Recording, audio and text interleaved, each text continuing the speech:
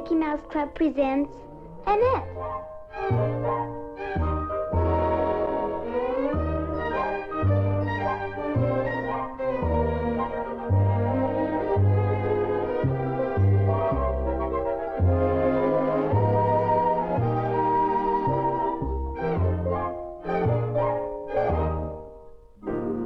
Today's episode, The Newcomer.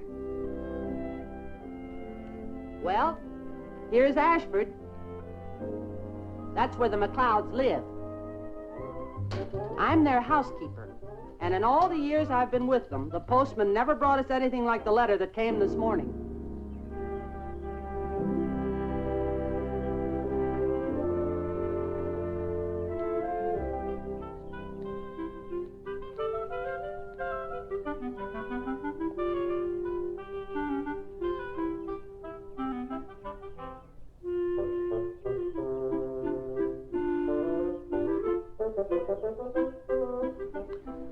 That boy.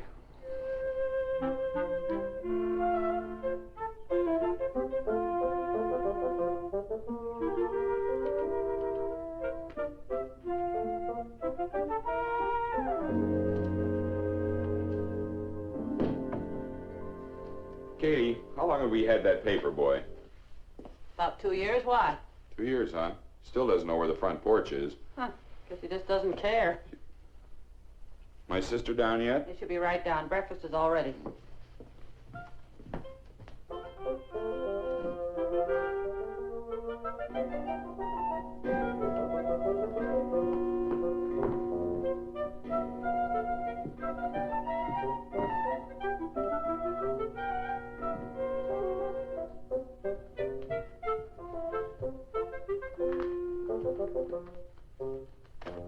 Good morning, Archie. No rain in sight, says the weatherman.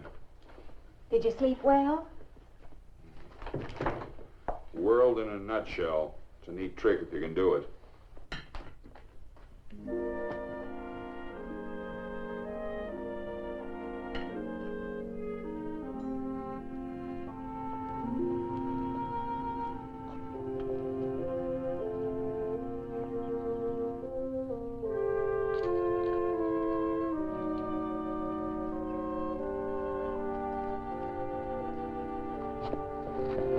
Oh, I'm sorry. Oh, that's okay. It was my fault. I didn't see you.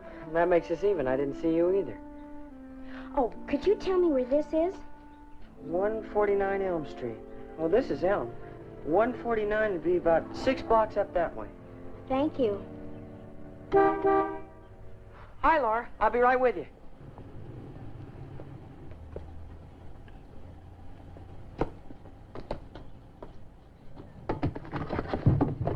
Hi, Steve. Who's your country cousin? Don't tell me she's a kissing cousin. Oh, don't be silly. I never saw her before. She just wanted an address. Oh, Nothing but circulars and bills. Gas, telephone, water, light. Pretty dull.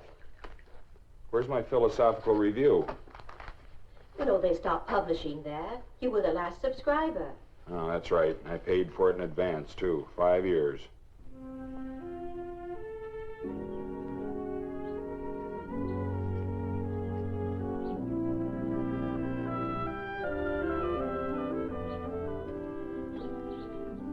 What do we know on Beaver Junction? Never heard of it. Where is it? On Nebraska. In 10 days, if not delivered, return to Mrs. Bonnie Weems, Beaver Junction, Nebraska. Who's Bonnie Weems? Why don't you open it and see? Oh, yes, of course. Katie, someone's at the door. You'll have to wait. Can't make popovers and answer the door at the same time. It's probably the cleaner. You better give them your gray suit. It needs pressing. hello. Hello. You must be Uncle Archie. Uncle Archie? Who's uncle? Mine. I'm your niece, Annette. My niece. Well, yours and Aunt Lila's. Anything wrong, Archie? You must be Aunt Lila. I'm Annette. Annette? Look here, young lady, there must be some mistake. Well, this is 149 Elm Street, isn't it? Well, yes, of course it is. But And you're Mr. Archibald McLeod, aren't you? I certainly am, but we don't have a niece. Isn't that so, Lila? But I'm Annette McLeod. Say, you got Bonnie's letter, didn't you? Bonnie who? Bonnie Weems. Never heard of her. wait a minute, Archie. That letter from Nebraska. Oh, yes. Are you from Beaver Junction? That's right. My father was Bryce McLeod. Bryce's daughter.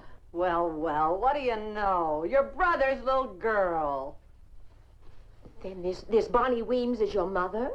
Oh, no. Bonnie was Mama's nurse when I was born. She sort of took me in and raised me with her own kids when Mama died. We didn't even know Bryce was married. Ah, you must be tired after that long trip. Now, you come on upstairs. You can freshen up. Well, now, just a minute, Katie. It's all right, Archie. We'll talk about it later. Take her to the room next to mine, Katie. Thank you, Aunt Lila.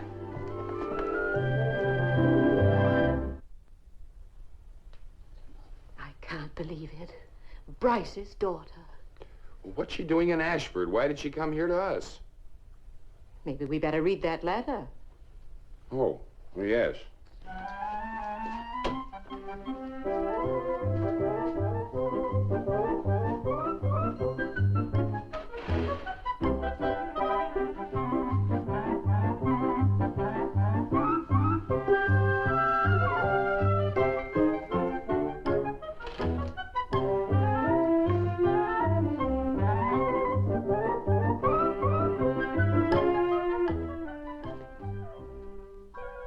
Pretty room. And so big and nice. It was your grandmother's room. You know, her name was Annette, too. Really? Mm-hmm. I guess it was kind of a surprise my coming here all of a sudden, wasn't it? Surprise. You knocked us for a loop.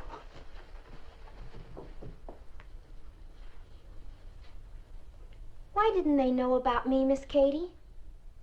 Well, your uncle was so busy fussing at the paper boy and the weatherman and the world situation in general that he never got around to opening that letter. I don't mean that. Why didn't they know about me before? Oh. Well, your father never told them. I wonder why. Well, he and your uncle had a misunderstanding. It was a humdinger. He never wrote them after he left Ashford. That must have been a long time ago. Oh, better than 18 years. Oh, now come, Annette. Now, that's all in the past. Have you had any breakfast? No, I haven't. Oh, Bonnie made a nice lunch for me. Fried chicken and apple pie and cookies and everything.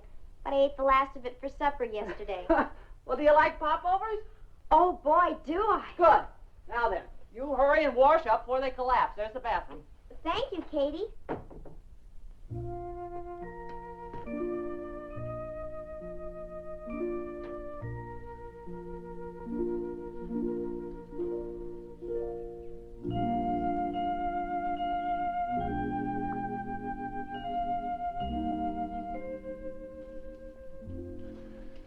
But I don't understand why this Bonnie Weems waited till now to get in touch with us.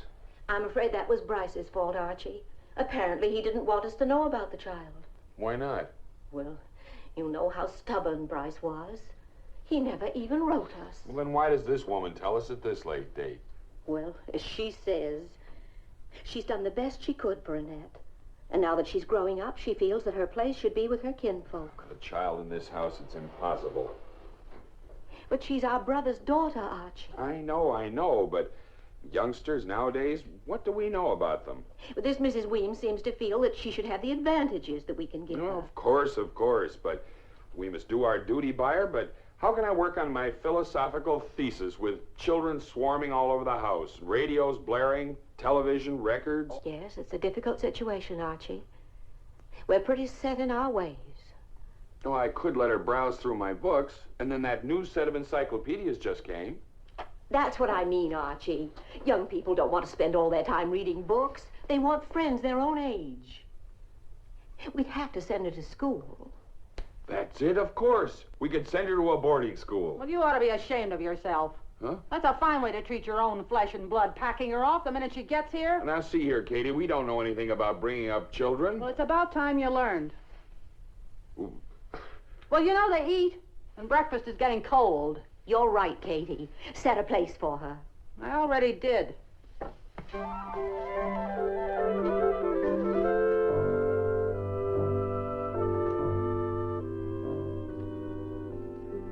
Something smells yummy.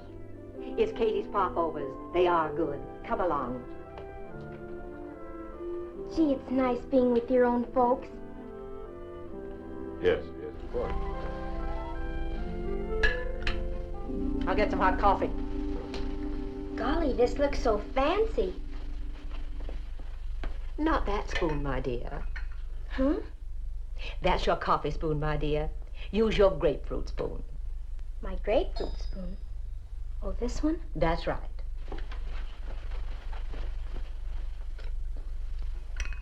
Do you take your coffee black? Oh, I don't drink coffee, Aunt Lila. Don't drink coffee. What do you drink? Milk. Oh, I should have known that. Well, don't stand there gawking. Bring the child some milk. Did you have a nice trip, my dear? Oh, it was thrilling. This is the first time I've ever been on a train, you know. Was that so? Well, imagine that. Archie, you better see about Annette's luggage as soon as you finished your breakfast. Do you have your baggage checks?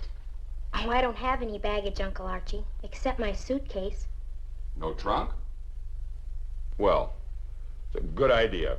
I always say travel light and you save yourself and everybody else a lot of trouble. I'll have Katie help you unpack.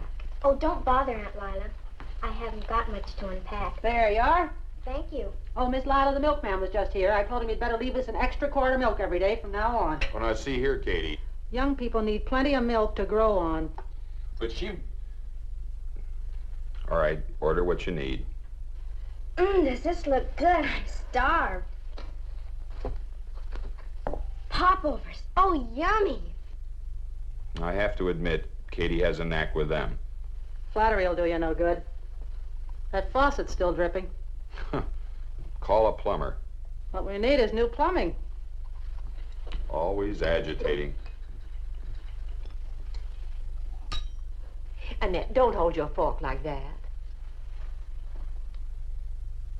I'm sorry. Katie, bring another glass of milk. Coming right up, Mr. Archie.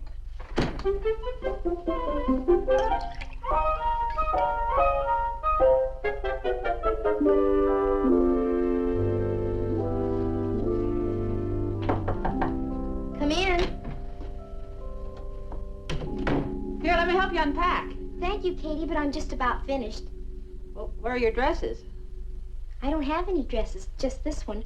We never wore anything but jeans on the farm. Bonnie made this one special for the trip. Isn't it pretty? Oh, it's very pretty. It's a little fancy for traveling, maybe. You know, I'm gonna have to speak to your aunt about getting some more clothes for you, honey.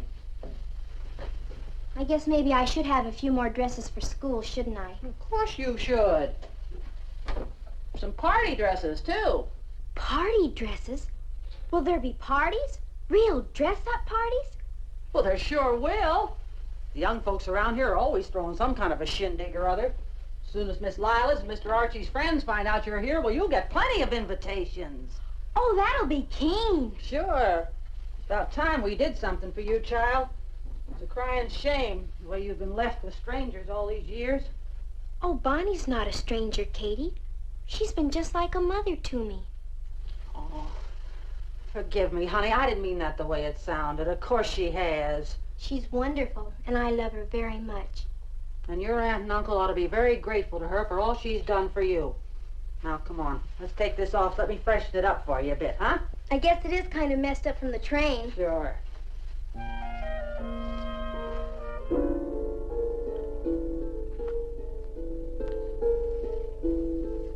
Lila, for heaven's sake, stop pacing.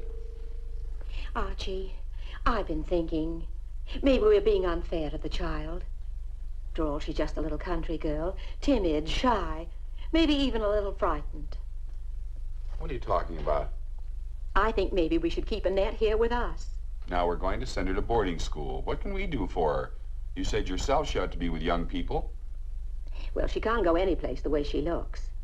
I've been checking with Katie. She hasn't a decent outfit to her name. Clothes, that's all you women think about. Well, we can't send her to school in blue jeans. Maybe I ought to go downtown tomorrow and get her a few things. All right. Get her anything you think she needs. I wonder what girls wear in boarding school nowadays. Well, go to some smart shop. They'll be glad to help you. Now, my dear, do you mind if I get on with my work? She'll need a few wool dresses. And blouses and skirts and a few sweaters.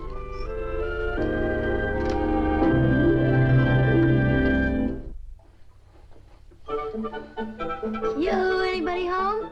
Come on in, Jet. Hi, Katie. Hi, so you're a little late today, aren't you? Sure am. Had to help Pop fix up a pin for Queenie before we came to town. She had a new litter of pigs last night. We'd have been here sooner, but we had a blowout on the way in. Another one? Seems to me you folks better get yourselves some new tires. What we need's a new car, Katie. That beat-up old pickup truck of ours is on its last legs. But Pop says we'll have to wait till the price of pork goes up. This is about the last of the broilers, but the fryers will be ready in another week. They're getting fat as potato bugs. Hey, what are you doing with the kid's dress? We got company, Jet. Miss Lyle and Mr. Archie's niece. Niece? Golly, I didn't know they had one. Neither did we till this morning. She dropped in on us out of a clear sky. No kidding. Where from? Seems she's been living on a farm somewhere in Nebraska ever since her mother and father died. What do you know? Just a little old country kid, huh? Yeah.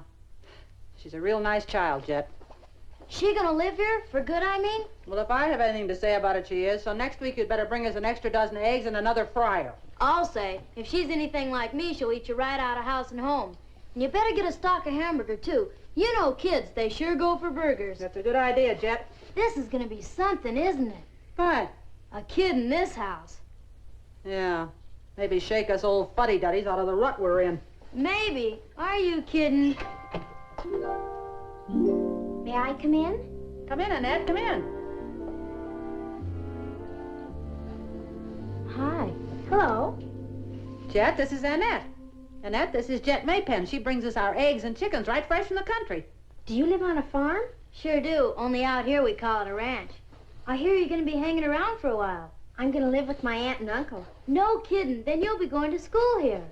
I guess so. Swell, what grade are you in? Well, I'll be a junior this year, but on account of my going to school in the country, I may. You sure will. They always put back country kids. Maybe you'll be in my room. I'll be a sophomore this year.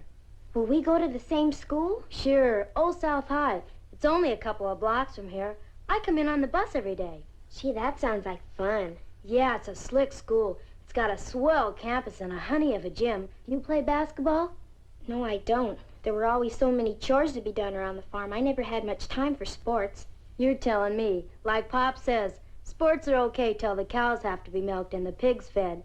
But between you and me, I manage to sneak in a game now and then. I'd love to try it sometime. Well, get yourself a gym outfit and come on out for practice. I'll show you a few pointers. Gee, that'll be great. Well, that looks better. Oh, thank you, Katie. Well, I guess I better be getting on my horse. Will I see you soon? If you're going to Old South, you'll see me Monday. Bye now. Bye. She's nice, isn't she? Quite a character, Jet. Quite a character. Well, don't you think you better get changed for dinner? Oh, sure.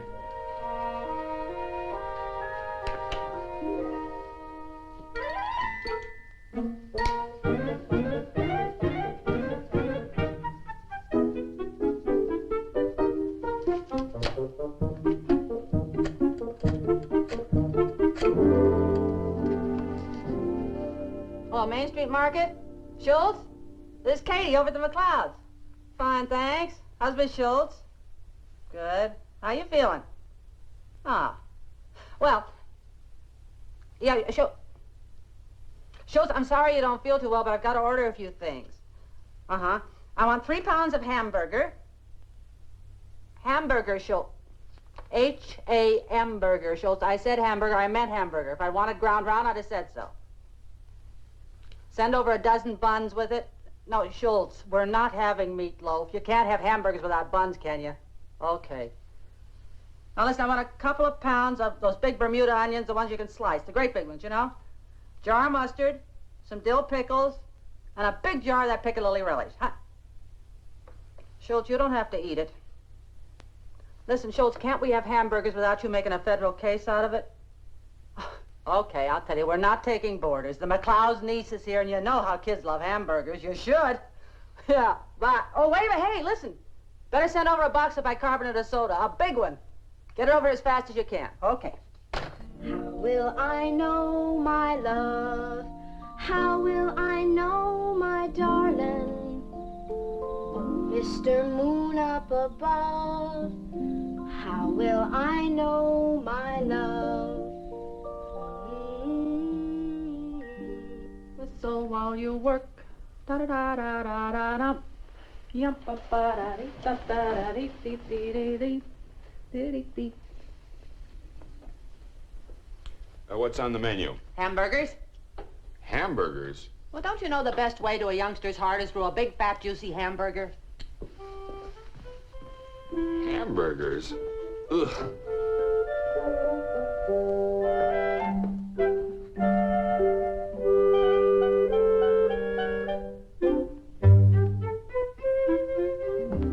Oh, Annette, did you have a nice rest? Oh, yes, Uncle Archie. And Katie pressed my dress and helped me fix my hair. Doesn't it look nice? Very nice. Very nice indeed. It's not very stylish, I guess, but Aunt Lila's going to take me to the beauty parlor tomorrow and have it cut and shaped. What for? Looks all right to me just the way it is. Well, she says it's not smart this way. Besides, I've never been to a beauty parlor before. We don't have one in Beaver Junction.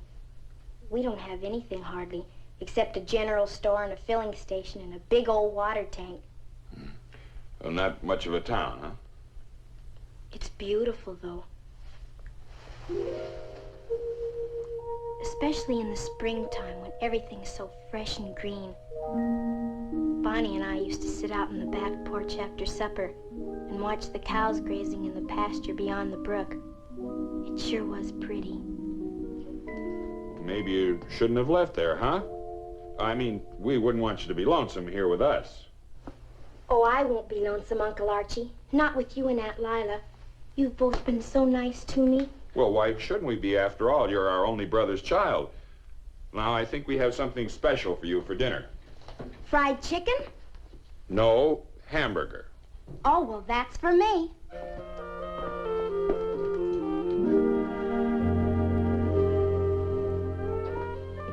Well, is everyone hungry? Starved, Aunt Lila.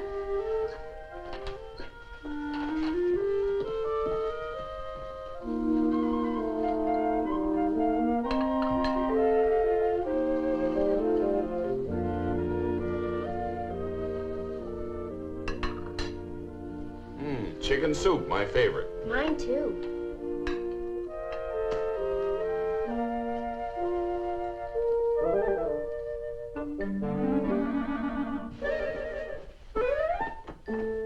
Katie tells me that you'll need some new things for school. So I thought maybe in the morning we might go downtown and do a little shopping. Will I go to Old South? Old South? How did you know about that? Well, Jet told me when she was here this morning. Jet? Who's she? You know her. She's the girl who brings the chickens and eggs. Oh, yes. She's Jim Maypen's daughter. We thought maybe you might like to go to a boarding school. A boarding school? You mean go away from here? Oh, well, just for the time being, my dear. Give you a chance to know some young people. But there are young people in public schools, Uncle Archie.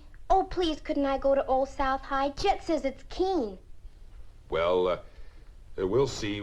Perhaps we can discuss... What in heaven's name is that? Dill pickles, mustard, ketchup, onions, and piccalilli. Don't worry, Mr. Archie. We've got plenty of bicarbonate of soda.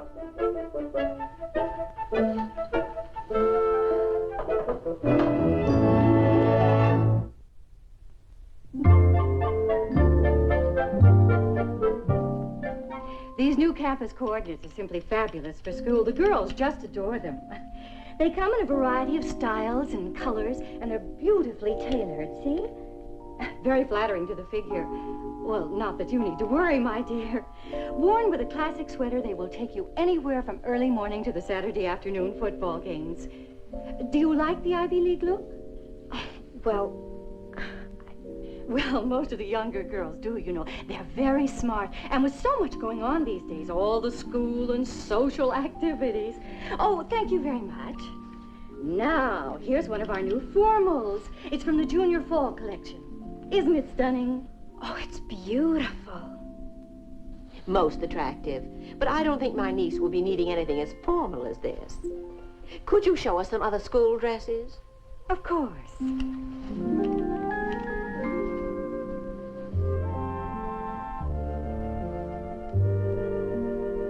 Oh, Lila! What are you doing in the missus department? Hello, Helen. I'm just picking up a few things for my niece. Your niece? She's Bryce's daughter, Helen. Bryce's? Yes. He got married shortly after he left Ashford. Really? Why, that must be almost 20 years ago. 18, to be exact. He lost his wife soon after the baby was born. I'd like to have you meet her. Annette, Yes, Aunt Lila? will you come here, please?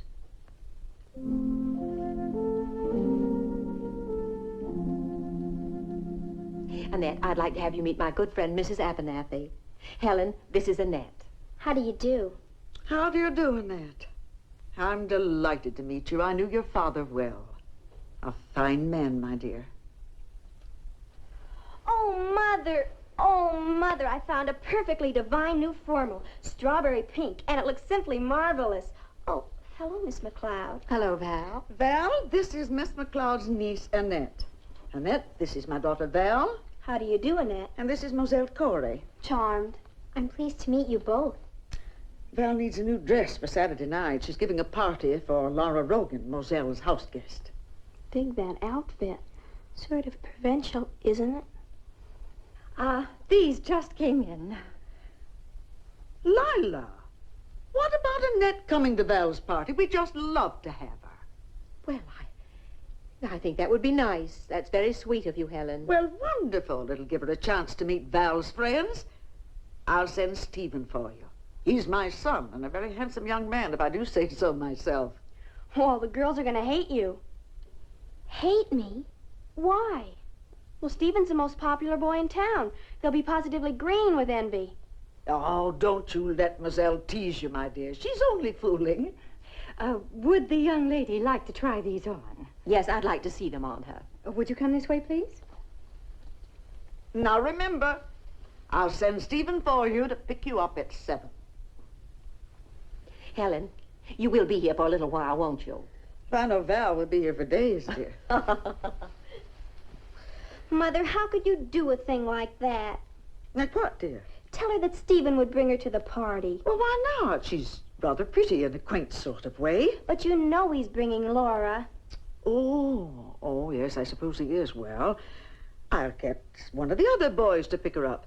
Olmsted Ware, maybe. Steady where? Oh, no, not that. That child? Nonsense. Olmsted must be almost 15, and he's a very nice boy. But he's just an infant. Can't be a day over 14 and a half. Oh, and you're a mature woman of almost 16. My, aren't we growing up fast? Oh, come on, dear. Let's get this dress question settled. You do buy out the store? We just about did. Aunt Lila bought me so many beautiful things. Too many, I'm afraid. They're so expensive. We ran into Helen Abernathy in the dress shop. She's invited Annette to a party, so I had to get a few extra things. Isn't it exciting, Uncle Archie, being invited to a real formal party? Certainly is. Certainly is. Fine woman, Helen Abernathy.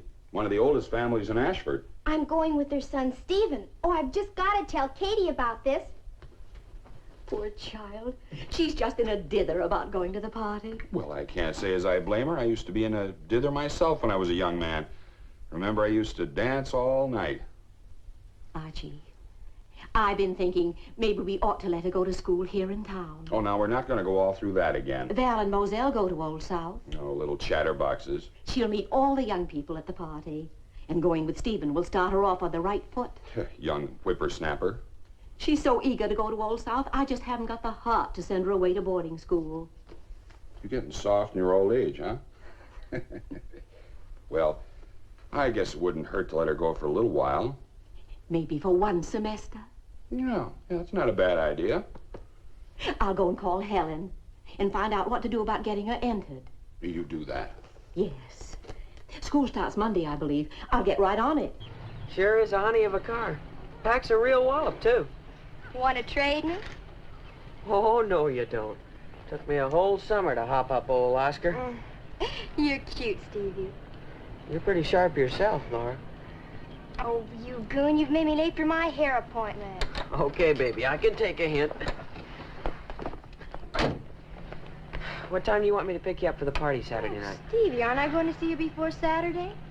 Anytime you say. Why don't you pick me up a little early? The party is in my honor, you know. Okay. What about 6:45? Fine. Bye, Stevie.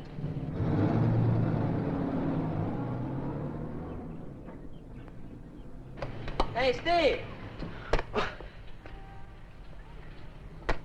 Good catch, Drew. You know, be careful. You're gonna make that first string yet. I sure hope so. How would you like to get together with the gang tonight for a little bowling? Sorry, Drew. I got a date. Oh, I don't blame you. Oh, I'll be seeing you. Steve, darling, bring the rest of the packages in for us, will you? You women spend more money on clothes than the government's got stored in the vaults at Fort Knox. You don't do so bad yourself, brother dear.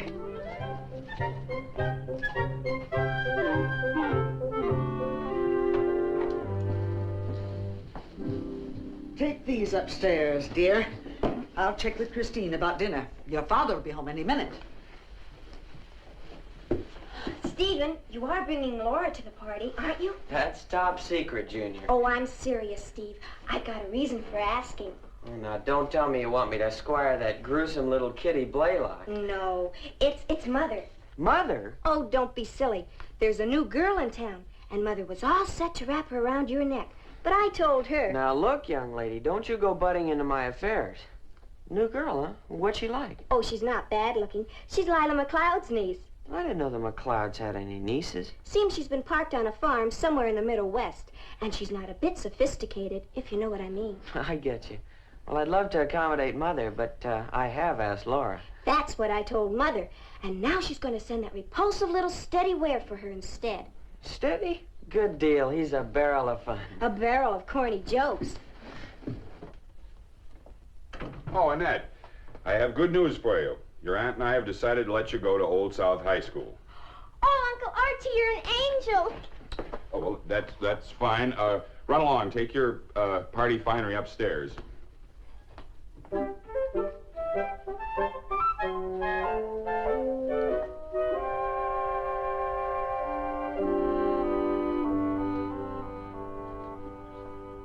Uncle Archie, Yes?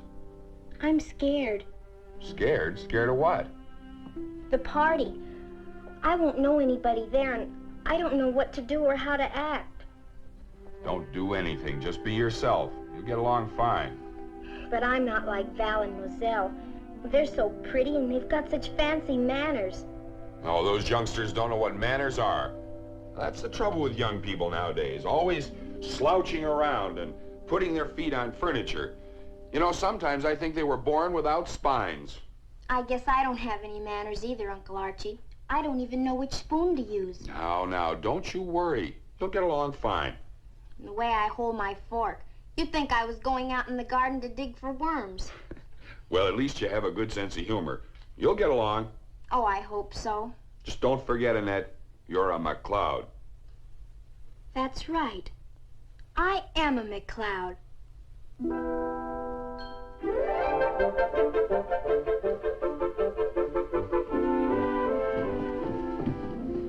Stevie, darling, where are you off to now? Well, I promised Laura I'd pick her up at 6:45 sharp. Oh, my goodness. What's the matter? Oh, dear. I must be getting old. I forgot all about it until this very minute. Come now, Mother. You couldn't be aging that fast. Oh, Stephen, darling, do me a favor, will you? Call up Lila McLeod and tell her that I'm sending Olmsted Ware for her niece instead of you. Oh, I've got to see about the ice cream for the party. No, you don't, sweetheart. I'm not running interference for you. Oh, Stevie, darling, be a lamb and do it for me, will you? After all, you are the diplomat of the family.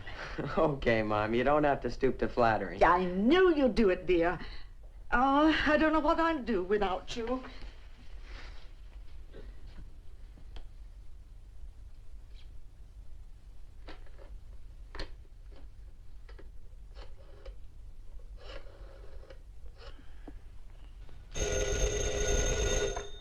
Hello? Who? Stephen Abernathy. Oh, hello, Stephen.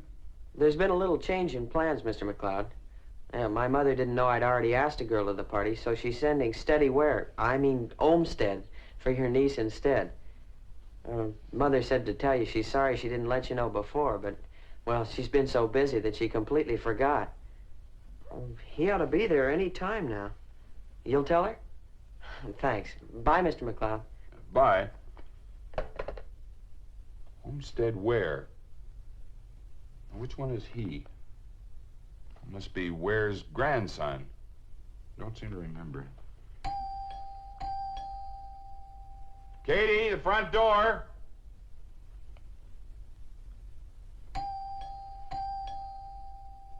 Oh, that female's never around when you want her.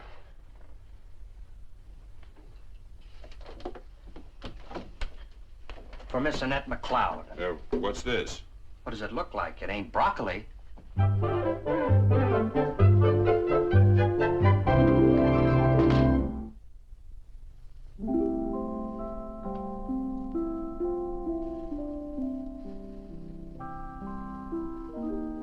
I do look nice, don't I? Very nice, Annette. Very nice indeed. Nice, you'll be the belle of the ball. Oh, do you think Steve will like me? Well, if he doesn't, he's got rocks in his head. May I come in? Come in, Archie. Well, if it isn't Miss Cinderella herself. That's just how I feel, Uncle Archie. Wait till Prince Charming gets a load of her. Oh, flowers for you. For me? Well, you are Miss Annette McLeod, aren't you? That was nicer, Stephen. Real gentlemanly. Olmsted where? Olmsted where? Olmsted where? Oh, I almost forgot to tell you, Lila. Stephen phoned and said that he had another date, so his mother is going to send Olmsted Ware. It's ridiculous sending this Olmsted where. Why, he can't be more than a child. It's only 2 or 3 years ago that he ran into me on his scooter. Lila, I'm afraid we forget that young people have a way of growing up. I suppose so. But Helen might have let me know before. That's all right, Aunt Lila. I don't mind, really, I don't. Well, you should. It's an outrage, that's what it is. Well, at least he had sense enough to send flowers. Huh. They're beautiful. I'll get it. Stephen said he was on his way. I'm sorry, Annette. Maybe I could get your uncle to take you instead. Oh, no, Aunt Lila. Please don't be upset. I guess I should never have expected anyone as popular as Stephen to take me.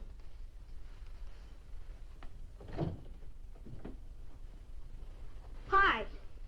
Well, you must be Olmsted Ware. In person, but just call me Steady. That's what everyone calls me, except the teachers at school. Pop when he's mad. Old Stevie's mom got things fouled up, so I was elected to drag your niece to the party.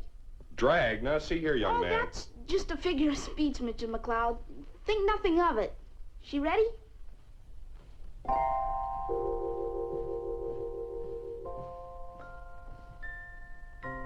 Jeepers. Good evening, Olmsted. This is Annette, my niece. Hi, Annette. I see you got the flowers, okay? Oh, thank you very much. They're lovely. Don't thank me. Our Mom's idea. Personally, I don't go for gardenias. Darn things smell like funerals. Besides, I'm broke. Tell you the truth, my allowance is mortgaged to the hilt for the next 6 months.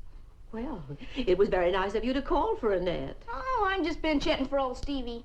Mom said I had to. She's a friend of Mrs. Abernathy's. They cooked this deal up between them. Really, Olmsted? Oh, I don't mind. As a matter of fact, I'm kind of nervous myself. This is my first date at a grown-up brawl. Brawl? Oh, you know how it is. Well, shall we shove off? Don't want to be late. Might miss something. See ya.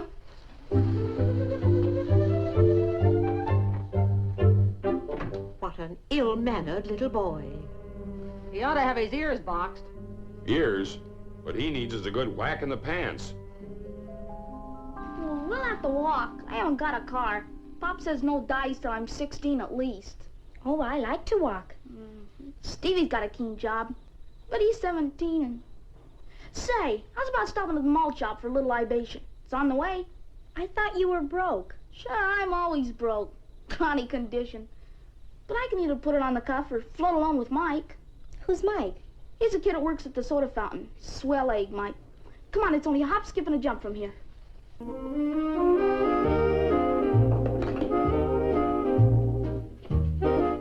Here you go.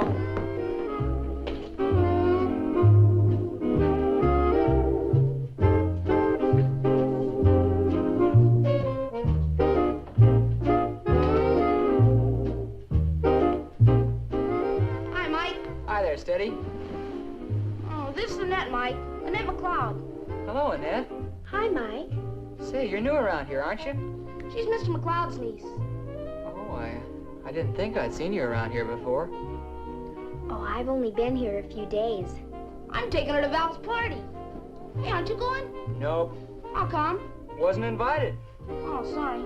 Say, how's about a couple of root beer floats? Okay. 2 root beer floats coming up. Oh, better make mine a chocolate malt and bear down on the chocolate. You better watch those calories, boy. I need energy. Why wasn't he invited to the party? He doesn't go with our crowd. Oh. I guess he could if he wanted to, but he's always so darn busy.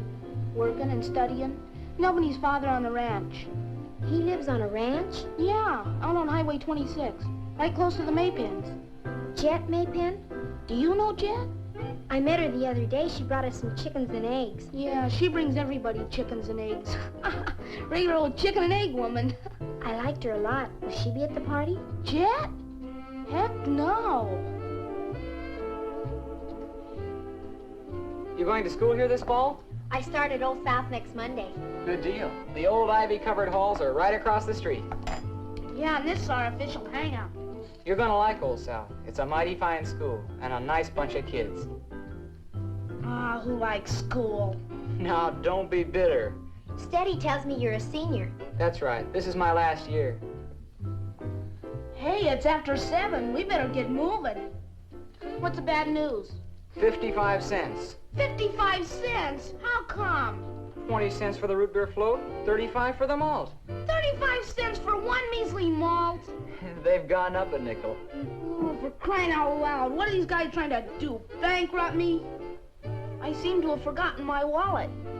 Okay, Steady. I'll put it on your account. Thanks, Mike. You're a real pal. I am a little short. Okay, let's go. Well, have a nice time. I'm sorry you're not coming with us, Mike. So am I. You haven't got time to sit around here yapping. Goodbye, Mike. Goodbye, Annette, and I hope to see you again. So do I. For Pete's sake, you're both going to the same school, aren't you? Come on.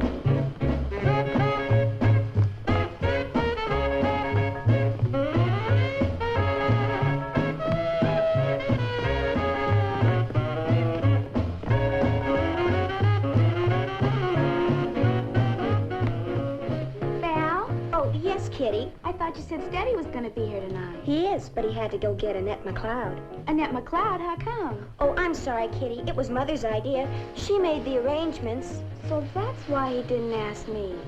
That's a gem.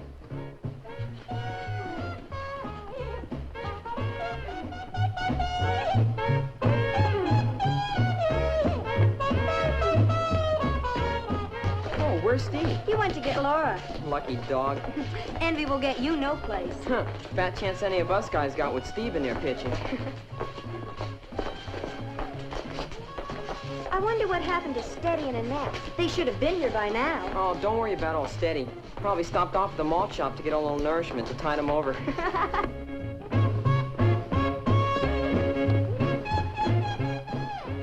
Hey, kids! Here comes the Queen! Roll out the red carpet! Hello, Laura. Oh, what a stunning dress. Darling, you look simply divine. Yeah. Here, let me park the rabbit for you. Oh, silly boy, that happens to be Ermine, not Rabbit. Well, well, what do you know? A little old Ermine. Poor guy. How his wife and children must miss him. I do hope we're not late, Val. Oh, no, we were just going to play some games. Good deal. How about charades? Oh, Stevie, we're always playing charades. How about musical chairs? I'll tell you what. Laura's promised to sing us a new song. How about that? Oh, that's great. I always keep my promises, Stevie. Well, come on. What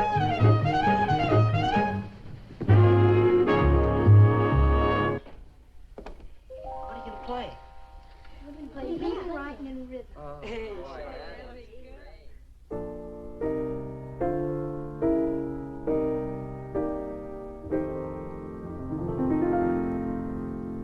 Well, vacation's almost over. We'll soon be going back to school. But before we do, let's all review this elementary rule.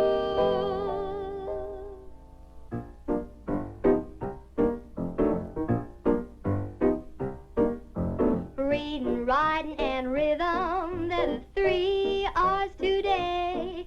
Now arithmetic is fine, but look, you can't dance with an algebra book. So take this tip from teacher, and you're on your swinging way. Reading, writing, and rhythm, they're the 3 R's today.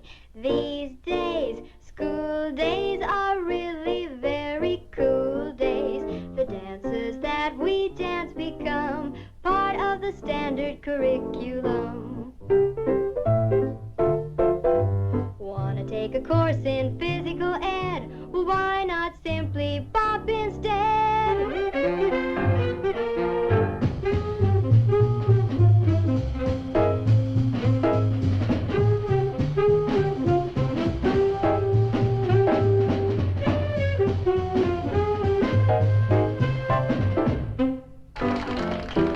There's the Charleston, my oh me, it's a course in ancient history.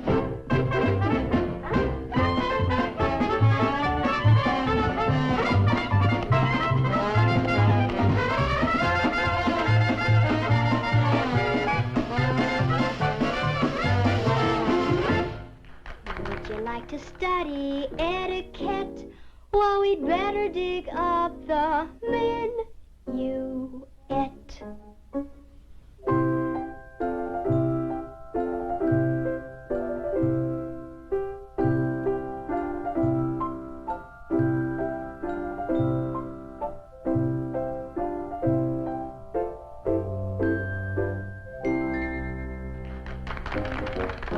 Want a course in Latin, American affairs, to the mambo, forget your cares.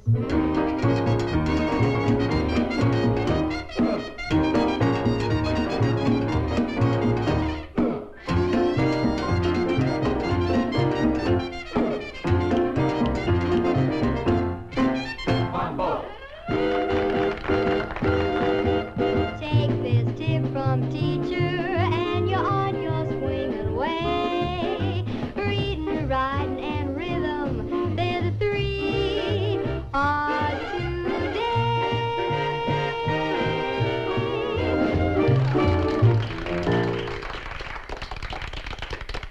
Play something else, Laura.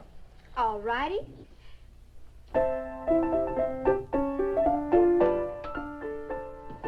Hi.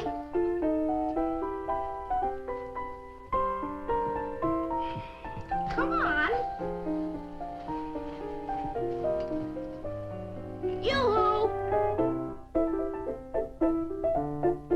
Hello, Annette. I'm so glad you could come. You look positively devastating in that dress. Doesn't she, Steady? Yeah, sharp. Thank you. We were beginning to think you got lost, Steady. We stopped for a malt. If you don't stop lapping up those malts, you're gonna burst. Oh, you're just jealous because I don't have to watch my figure like you gals. Kitty's been looking for you. Oh, she's a drip. Oh, now, Steady, you know you're crazy about Kitty. Oh, she's worse than the kid's sister, the way she's always following me around. Oh, you're impossible. You're just in time. We're gonna play Spin the Bottle. Spin the bottle? Good grief, if you're gonna play a kid's game, why don't you play post office? We played Spin the Bottle at the party the other night and had a million laughs. Oh, brother, how corny can you get? Oh, what a character. Hi, gang. Hi, Steady.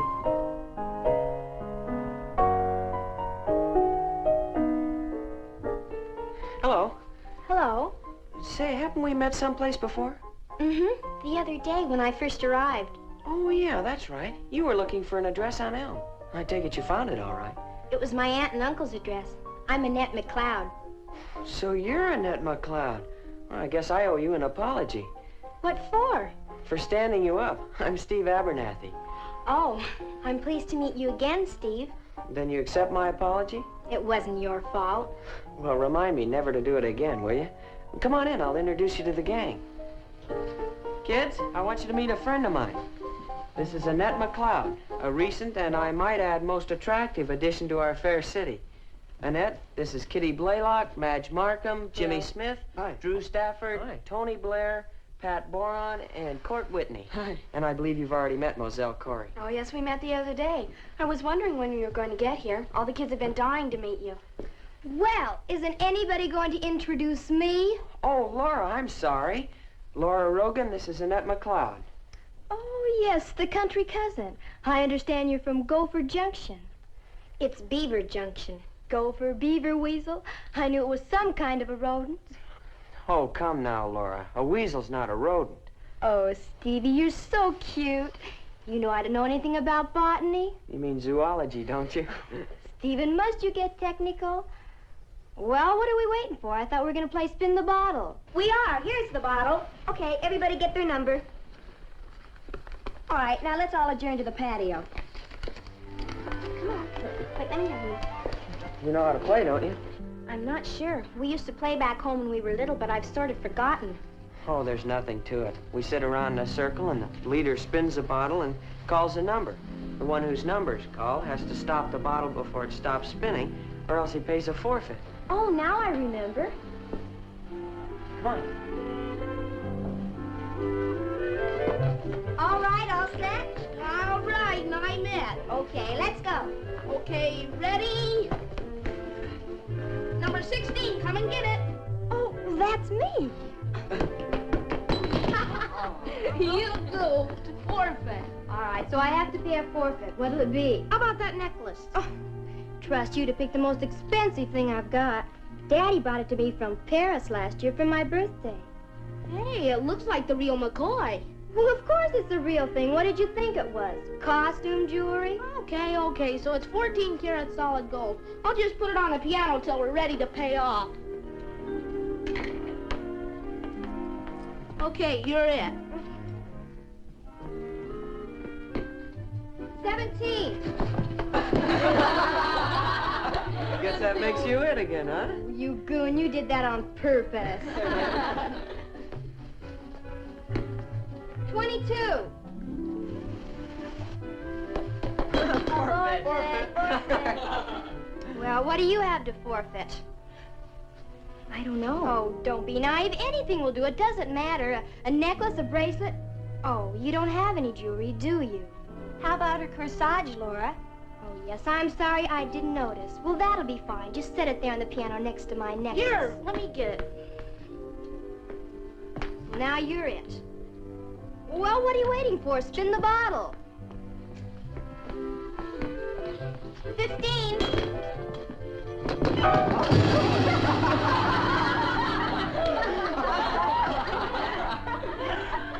Aha, big joke. Big joke.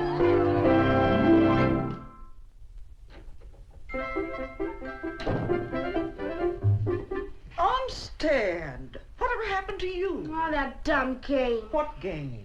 Oh, there ought to be a law against such slippery floors. I could have knocked my teeth down my throat. Olmsted, whatever are you talking about? Oh, that dumb game we've been playing, spin the bottle. I tripped and did a header. Oh, I'm so sorry. It's beginning to swell. I hope you aren't going to have a black eye. You wait. I'll get a piece of steak and... I haven't got time now. I'll eat it later. We're gonna redeem our forfeits, and I gotta get my shoes back before I wreck my socks. Poor Olmsted, you always manage to get into trouble. All right, kids, let's go. I'm ready. Quiet. Silence in the courtroom. Is everybody ready to redeem their forfeits? Yeah. Sure. Here's the cards. Okay, Val, you draw the numbers. First number, 16. Will number 16 please step forward? Oh, so you're number 16. Let me see. Your forfeit was... Ah, yes. Okay, Drew. Heavy, heavy hangs over your head. Fine or superfine? Superfine. What shall she do to redeem it? She'll sing reading, writing, and rhythm again. Oh, you wretch.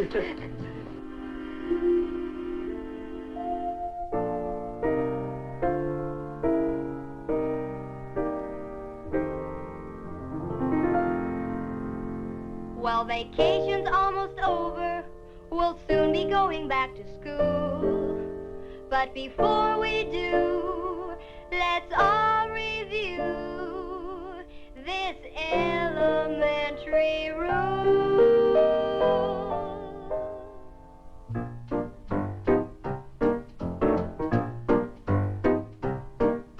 Reading, writing, and rhythm, they're the three. Cute song. Today. She hasn't got a bad voice either. Laura's loaded with talent. She's pretty, isn't she? The male population seems to think so. Especially one of them. And you're on your swinging way. Reading, writing, and rhythm, they're the three R's today. Okay, Val, who's next? 15. Oh. Oh, you. Heavy, heavy hangs over your head. Fine or superfine? About size 12 and a half. What shall he do to redeem his forfeit? Stand on his head and do a jig. Ah, very funny. Do you know any jig tunes? Of course. You ready? All set. Okay, let's go.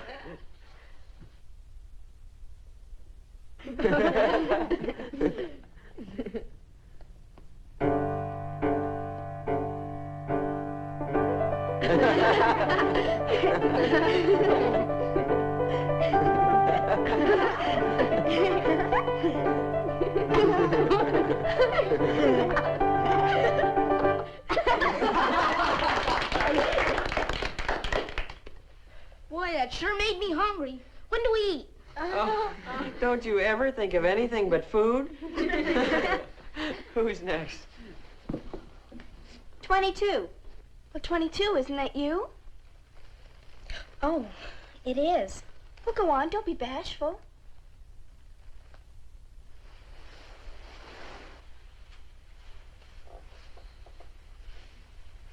Heavy, heavy hangs over your head. Fine or superfine? Super, super fine. What shall she do to redeem it? How about another song? Oh, no, I don't sing very well. Oh, sure you can. It's all in fun. Shall I sing my favorite? Oh, sing anything. It doesn't matter. Here, sit down. Oh, I'm sorry. I don't play the piano. Oh, for heaven's sakes, what can you do? Oh, but then I don't suppose it's your fault. I don't imagine Gopher Junction's exactly a cultural center. Laura. It's called How Will I Know My Love? Sounds good. Go ahead. Yes, for heaven's sakes, let's get this silly game over before supper's announced. I'll follow you on my harmonica. Well, that'll be fine.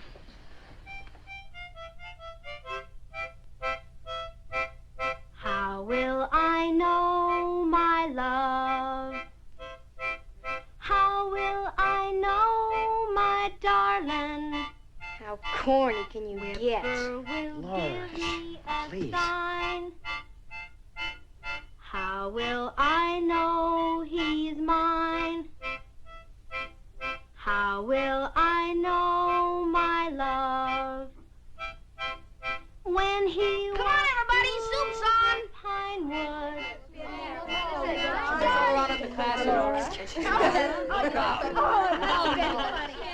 Me too fine in. Thank goodness supper was announced, so we didn't have to listen to any more of that dull song she was trying to sing. I'll get you something to eat.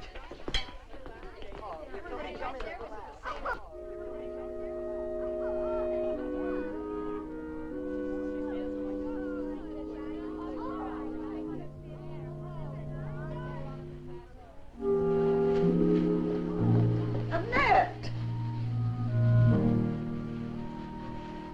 Oh, where are you going, dear? Well, I was just... Oh, you better go on out there before everything's gone.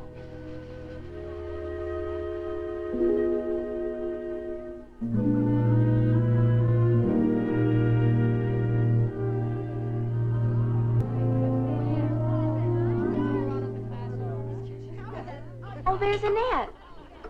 Hey, Annette, grab yourself a plate and come on over here with us.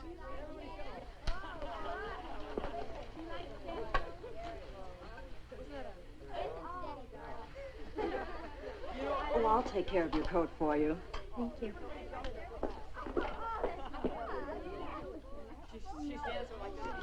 Stevie should have been born in the days when knighthood was in flower. What'd I do now, Pet? And wear shining bright armor and rescue damsels in distress. Oh, come now, Laura. Just because I asked Annette to join us. Really, Steve, the way you're fussing over her, I'm beginning to think she is a kissing cousin. Could be. You know, her family and mine have been friends for years. In fact, Lila McLeod went to school with my mother. How convenient.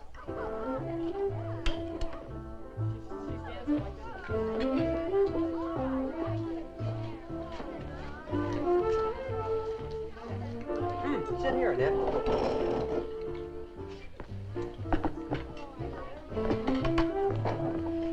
Got room for one more? The more the merrier. I'll get another chair.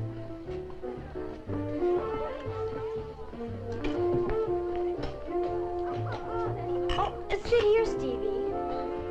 We were just talking about you. Yes, I know. Oh, well, you mustn't mind. In a town like this, everybody talks about everybody else.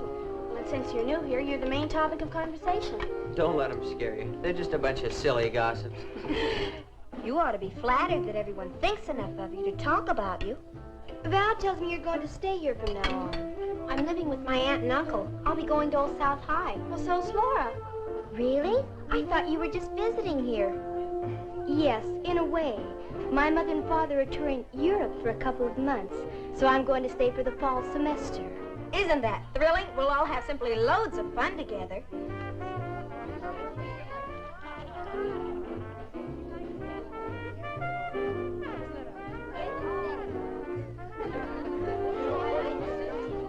Thanks, kid. You're a pal. Wait a minute, Steady. That's my plate.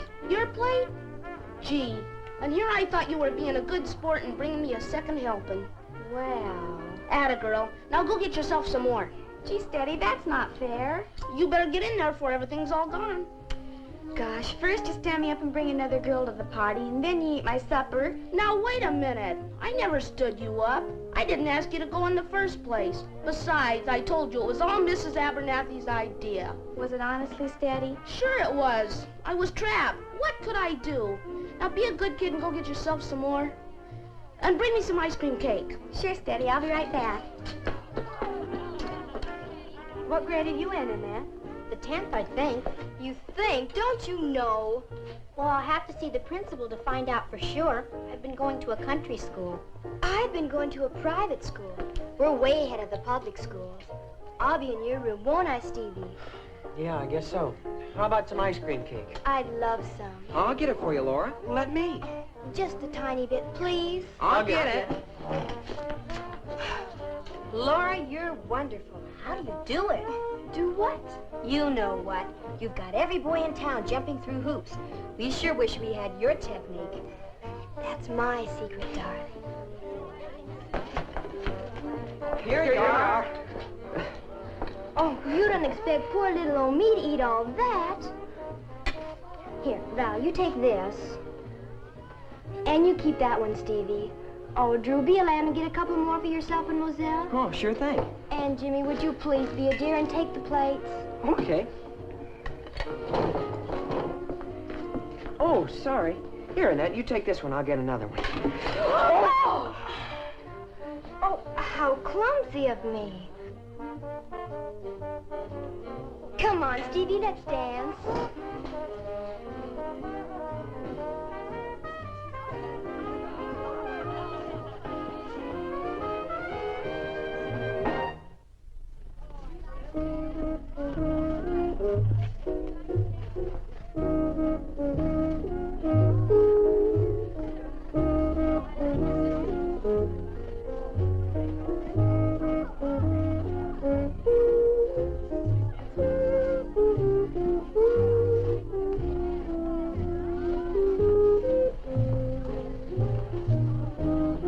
Well together, don't they? Huh? Oh, yeah, a real gruesome twosome. Steve's nice. Yeah. Don't be getting any ideas about him. Laura's #1 gal in his life. She's very attractive. Are you kidding? She's the slickest chick that ever hit this old town.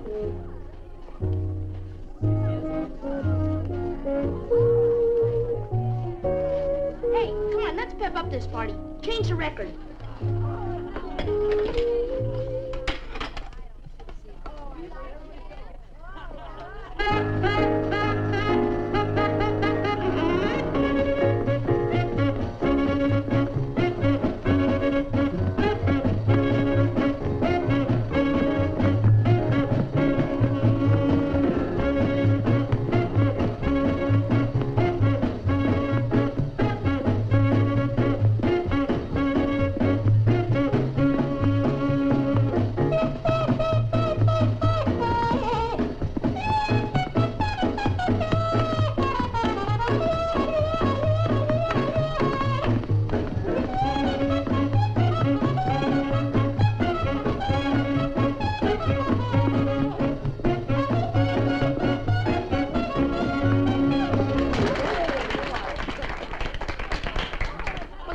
Stephen, old pal?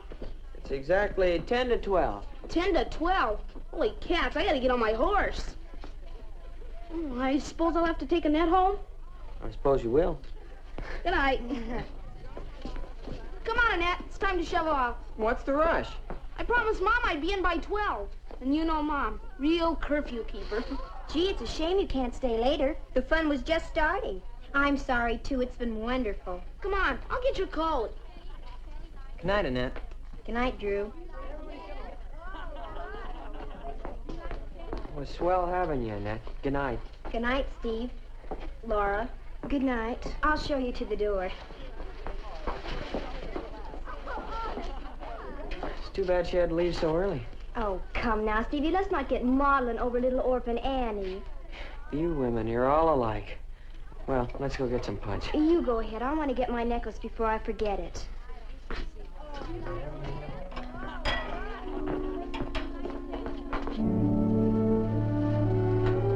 Goodbye, Annette. Bye, Steady. See you in the Rhodes Gallery. Bye. Goodbye.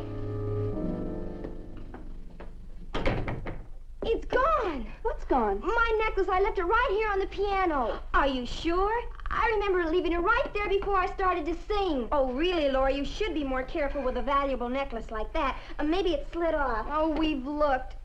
Someone must have taken it. Laura. Well, it's not here, isn't it? It just couldn't walk off by itself. Oh, Laura, will you stop dramatizing everything? We'll find it when Christina cleans up in the morning. Sure we will, Laura. You're among friends. I've been with all these kids since kindergarten. Not all of them. Laura, you don't mean to say. How can you say such a thing? My goodness, you shouldn't even think a thing like that. Well, all I know is that my necklace is gone, and that McLeod girl was the only one left in this room when we went out to supper. Well, she was, wasn't she? No, but... But what?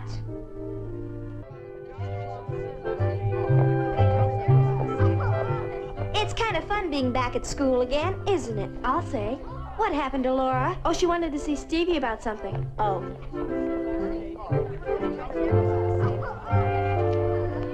Hi, Steady. What do you want? Well, you don't have to yell at me. What room are you going to be in this year? Same as last year. I forgot. You didn't pass, did you? Well, you don't have to rub it in. I didn't mean to hurt your feelings. Well, watch it. Hey, Steve! Want to throw some baskets at noon? Sure, I'd like to.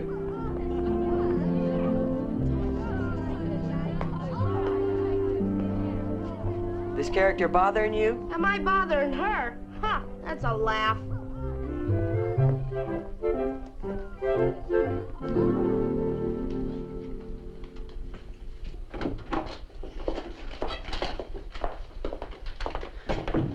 Hi there. Welcome to Old South. It's nice to be here. How'd you make out? I got put back all right. It figured. Oh, it wasn't his fault, though. There wasn't much he could do about it. My grades were okay. It was just a question of the proper subjects. What, no Mecca Paravastella? What did you say? That's Latin for twinkle, twinkle, little star. Oh, I never took Latin back home, or algebra either. Oh, that's too bad. Mr. DeCure says if I work hard and get good grades this year, I can probably catch up by next fall. Good deal. If you get in a bind, call me. I'll be glad to help you. Thanks, I'll probably need it. Oh, Stephen, I've been looking all over for you. If you'll excuse us, I have something I have to take up with Stephen. Hi, Annette. Hi, Jed. A real stinker, isn't she? Why, Jed. Oh, she's not fooling me any. You don't like her, do you? Do you? Well, I don't think she likes me very much. Madge. She's jealous of you. Jealous of me? Laura? Take a tip from an old cowhand. Keep out of her way. Say, how'd you make out with Mr. DeCure? He mow you down? Mm-hmm. On account of Latin and algebra. Well, like Pop always says, a fella might just as well be philosophical about his troubles. Griping and moaning around like an old setting hen will never get you anywhere. You sound just like Bonnie. Bonnie? My foster mother. Oh. I see you got your lunch. How's about you and me going and putting on the feed bag together? I'd love to. Come on, we'll go find your locker.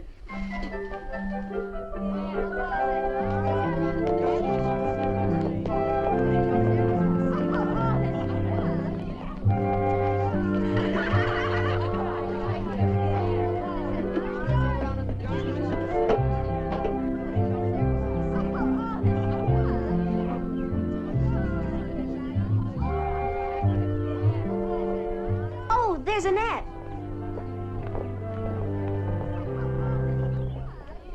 I'll go get her. Ask her to eat lunch with us. You can ask that Mapin girl, too. You mean Jet? Well, they're together, aren't they? So what? Jet's a good kid. Well, if you ask me, they'd probably prefer being by themselves. They're both country girls, and they've no doubt got a lot of things in common. Maybe you'd rather eat with them instead of me. Maybe we should. Not me. You go ahead if you want to. Oh, Jet, they're real nice. Sure, so am I. We just don't happen to mix, that's all. Well, make up your mind. If you're gonna eat with me, come on.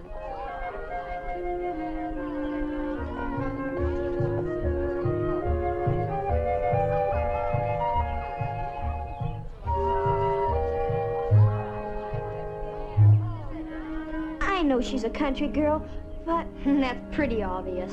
Laura, don't forget, she's the McLeod's niece, and that makes her part of our crowd. Oh, really, Val? She wants to eat with us. She's got sense enough to join us, hasn't she? There's no law against it. Anyway, I don't think it's up to us to drag her over here, especially after what happened at the party the other night. Laura, why, you didn't find my necklace, did you? No. Well, things just don't get lost by themselves. I still think it'll turn up someplace. Steady's getting good, isn't he?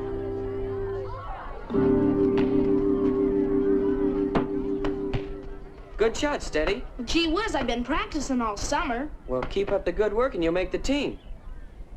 You know something? I was wrong about his eyes. They're not green. They're blue. Dark blue. Whose? Stephen's. No, they're not. They're hazel. He sure is a dreamboat. Chet, don't tell me you've got a crush on him. Oh, he doesn't even know I exist. I only see him on the playground and here in the corridors, and once in a while over at the malt shop. Don't you deliver chickens and eggs to his folks? Nope, they got a ranch of their own out near our place. Oh.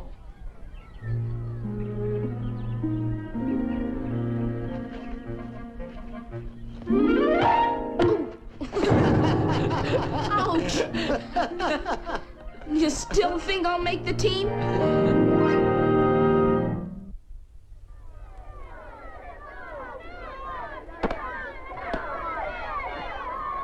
Say, you kind of like him too, don't you? Come on, Jet, let's go over to the malt shop. Good deal. Hi,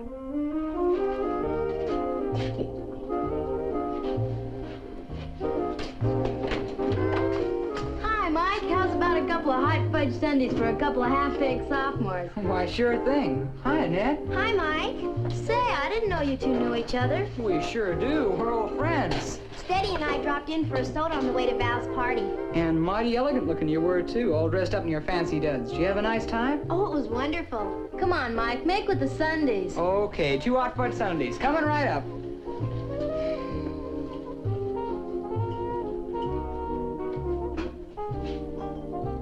Mike's a senior. I know. He's a good egg. He lives out near us. We come in on the same bus. Yeah, he told me. Say, you're sharper than I thought you were. I suppose he told you he's going to college, too, when he graduates. No, we didn't get around to that. How come? How come what? Seems you told Annette the story of your life, but you forgot to mention the most important part. Don't tell me I forgot to tell you you're one of the prettiest girls at school. Say, since when are you making with the sweet talk? Jet tells me you're going to college when you graduate. I sure am. That is, if I can rustle up enough dishes to wash to pay my way through. Then he's gonna spoil it all by coming back here to hang out his shingle. Are you going to be a lawyer? I hope. Sounds like a dumb idea to me. Being a lawyer? No, coming back here to Ashford to practice. Well, what's wrong with Ashford? Nothing's wrong with Ashford. It's just some of the people. I think they're pretty regular. I think Mike's right. Uh-oh, here comes the howling mob. Hi, kids. Hi. Let's get that table over there. Get away from the crowd.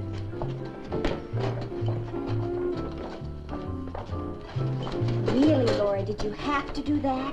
Do what, darling? Snub Annette. After all, she hasn't done anything to you. Hasn't she? Please, Laura, she'll hear you. Well, maybe it might be just as well to bring it out into the open. No, Laura, please, not here.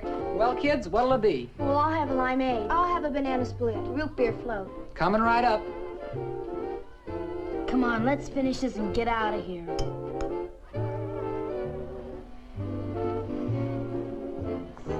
Here you go, kids.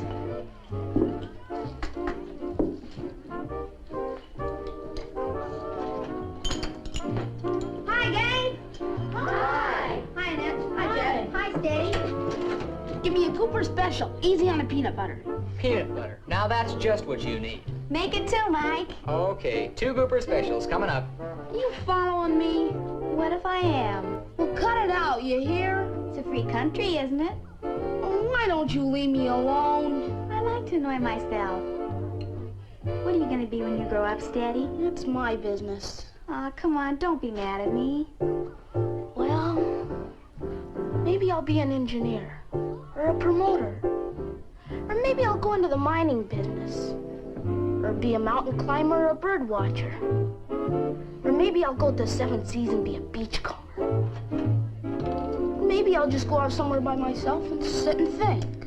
Gee, that sounds enchanting. I said by myself. Look, Val, you turned the house upside down and you didn't find it. Please, Laura, let's not discuss it. Oh, Val, my necklace is gone, and as much as I hate to say it, somebody knows more than they're telling. Please, Laura. You're not insinuating that any of us took your necklace, are you? I'm not insinuating anything. Frankly, I don't care who it was or why they took it. All I want is my necklace back. Oh, boy, for a minute there, I thought we were going to have a real hair-pulling match.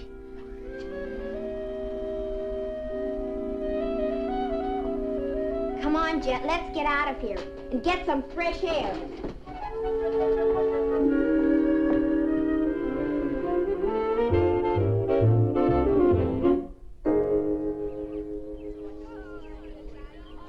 Boy, that Laura's really out for your scalp. She doesn't like me, I told you that. Like you? Ha! That's the understatement of the year. Oh, so what? I really don't care. Oh, yes, you do. That's just the trouble. You like all those girls, Val and Moselle and Pat and all the rest of them, and she's done her darndest to poison them against you. Yeah, I guess she has. Well, are you just gonna sit still and let her get away with it? But what can I do? If those girls don't like me, I can't make them. They did till she got in the act. You told me so yourself. I guess it's because I'm from the country and I'm only 15 and in the 10th grade and stuff like that. Fiddlesticks. I'm 15 and in the 10th grade, and I'm a hick, and they don't bother me none. I'm not important enough. But believe me, if I was, I wouldn't let her get away with any scummy insinuation like that. I'd either make her come out with it or let her have it. Now, don't get excited on my account, Jet. Who's excited? After all, she did back down when I called her on it. Huh. And really now, she didn't exactly accuse me. How close can you come? She's a real snake in the grass, she is. And if you don't watch out, she'll get you. You wait and see. Look, chum, do me a favor, will you? Sure, Steady, what is it? Get lost. Hey, Steve! Oh, boy, you should have been over the malt shop just now. You almost missed a honey of a fight. A fight? Yeah, Annette and Laura. They almost came to blows. Isn't that so, Mike? Isn't what so? About Annette and Laura getting in a hassle. Annette and Laura? Oh, come now, Steady. Well, it wasn't exactly a fight. Laura just made a couple of cracks about that necklace of hers, and Annette called her on it. Oh. I wonder what the dickens could have happened to that darn thing. Val and I looked all over the place for it. It just seemed to have vanished into thin air. Maybe someone did take it. Oh, I'd hate to think that, Steady. Could have been a burglar. In the middle of a party? Well, it has happened. Raffles could have done it. Okay, Sherlock, you work on it.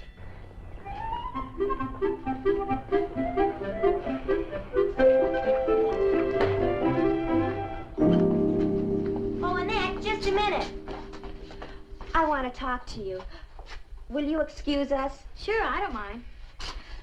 About what happened over... You mean over at the malt shop? Please don't let Laura upset you. She doesn't really mean things the way they sound. She meant it all right, Val. She's convinced that someone took her necklace. Yes, I guess she is. Didn't you see it lying there on the piano? No, I didn't. I just don't understand it. Neither do I. But I do think it's pretty awful of Laura to think that anyone at the party would take it. It's terrible. You just don't accuse your friends of being thieves. Uh-oh. There goes the bell. I'll see you.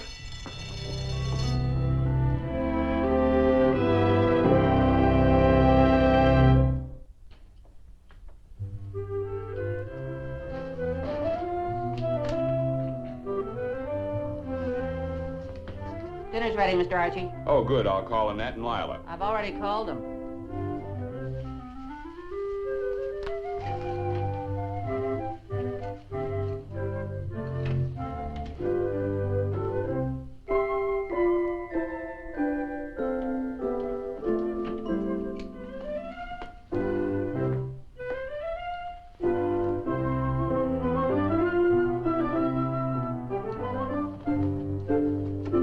Oh, there you are, my dear. Aunt Lila will be down in a minute. Still primping, huh? How did school go today? Oh, very nice, Uncle Archie. Except for being put back a grade. Well, don't bother about that. You'll have plenty of time to catch up. I know, but I'm older than most of the kids in my room. It makes me feel a little silly. No, they're the ones that are silly. The older they get, the sillier they get. Now, maybe I could help you with your Latin, although it's been years since I've taught. To hear you talk, Archie, anyone would think you were a doddering old man. Well, I'm not as spry as I used to be, and that's for sure, as you young people would say. Everything's ready. Thank you, Katie. Did you see Val and Moselle today? Just for a few minutes. We're not in the same room, you know. Oh, well, that's too bad. You ought to bring them home with you some night for dinner so that you can get better acquainted. Anytime. Katie won't mind. Well, thank you, Aunt Lila, but I'll have a lot of homework to do if I want to make up my grades. Well, that's the spirit, but don't work too hard. You know, all work and no play makes Jill, a dull girl. Well, there's lots of things besides studying, Uncle Archie. There's basketball and gym and glee club, and this noon Jet and I had a Sunday. Jet? We had lunch together. Why didn't you have lunch with Val and Moselle? Well, I met Jet first thing this morning, and we sort of agreed to eat together. She's lots of fun. Chip off the old block. Quite a character, Jim Maypan. Our grandfathers moved here at about the same time. Used to see quite a lot of Jim in the old days. Funny how folks drift apart. Too bad. Jet's a nice youngster, Annette. I'm very fond of her. But I think it might be better if you went around with Val's crowd. Yes, Aunt Lila.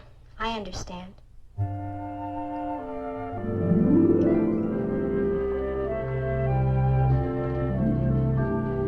Hi, gonna eat lunch with us today?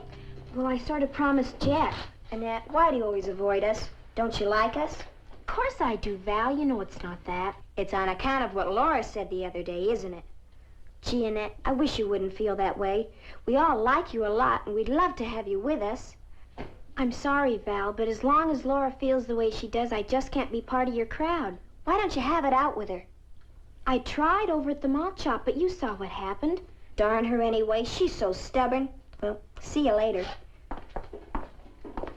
Oh, I almost forgot. Stephen's going to appoint you the new program chairman from the 10th grade. Really? For the pre-Thanksgiving entertainment. Between you and me, I think he likes you. I like him, too. The announcements will be made at the end of the week, and the committees are going to meet at our house Saturday. Will you come? Oh, I'd love to. Good. We'll expect you.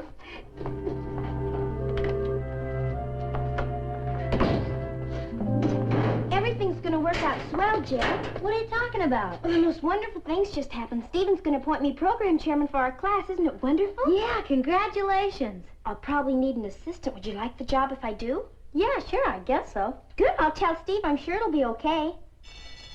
There's the last bell. We better hurry.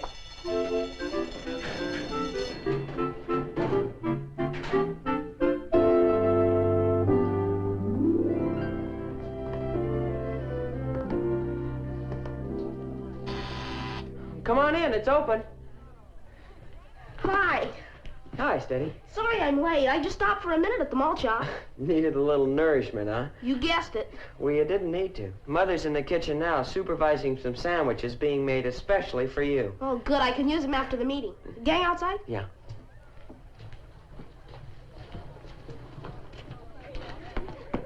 Hi, gang. Oh, Hi, Steady. Hi. By yourself. What's boiling over, Repulsy? What makes you think you're a traffic stopper, big shot? Women. Always around a guy's neck like a millstone. What are you gonna play? None of your business. Hey, my favorite record. Let's dance.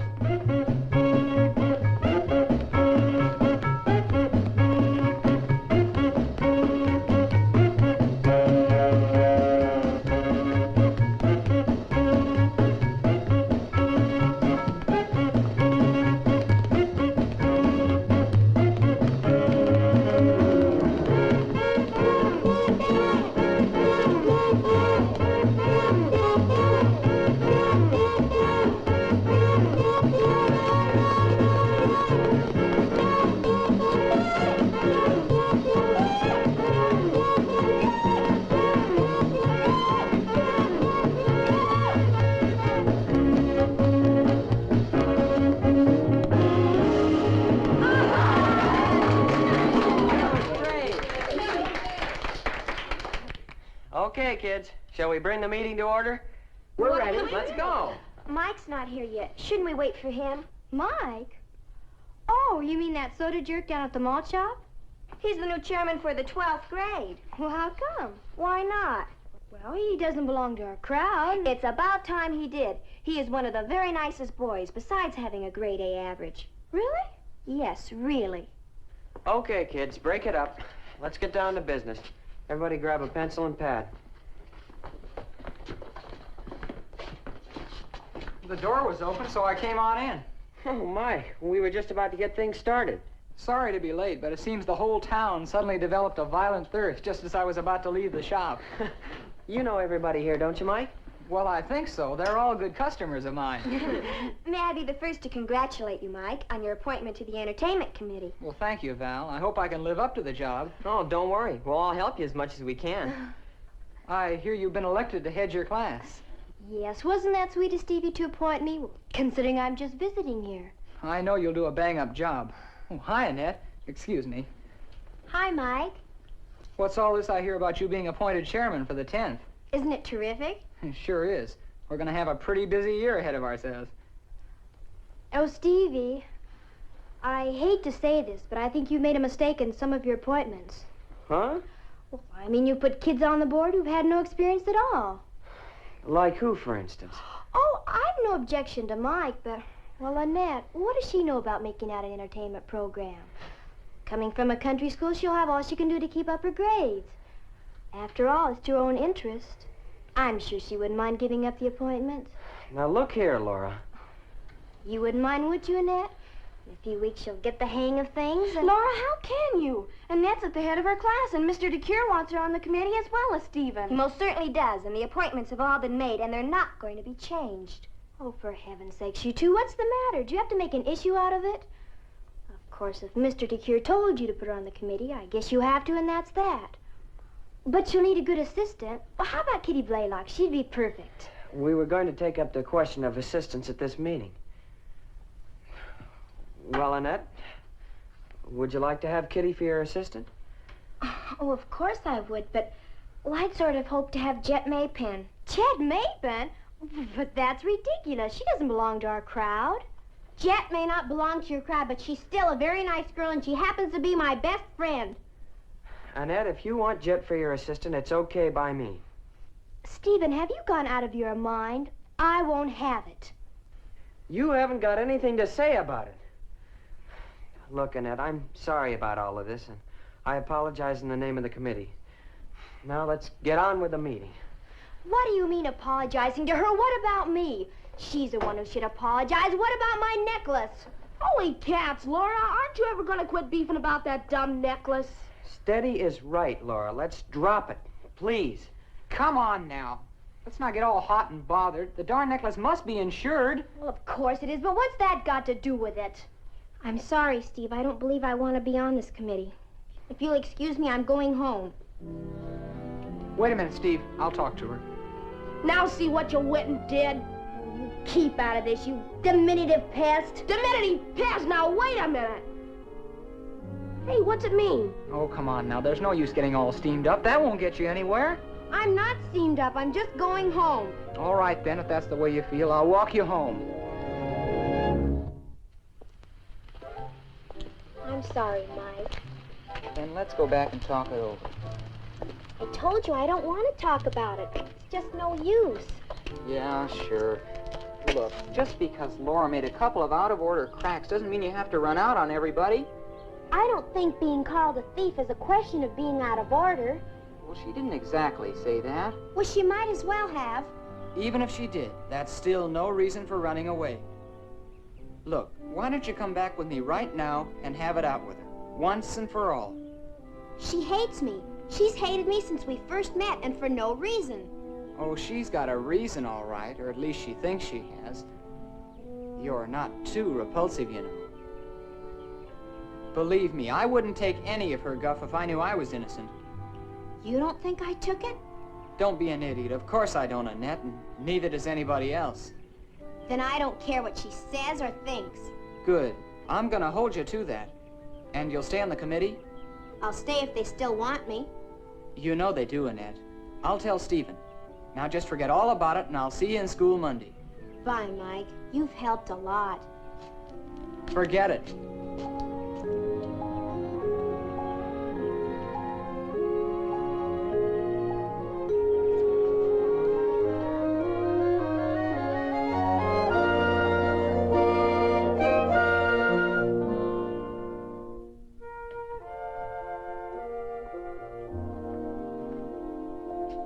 Need any help? Help? What makes you think I need any help? That's what I like about you, Jet. You like me? No matter what happens, you always stand on your own 2 feet. Well, I ought to be able to. They're big enough, that's for sure. It's quite a tropical exhibit you've got here. Well, they don't belong to me. They're Miss Miller's, our botany teacher. I only take care of them a little. You must have a green thumb. I guess I'm just kind of green, period. Oh, I almost forgot to tell you.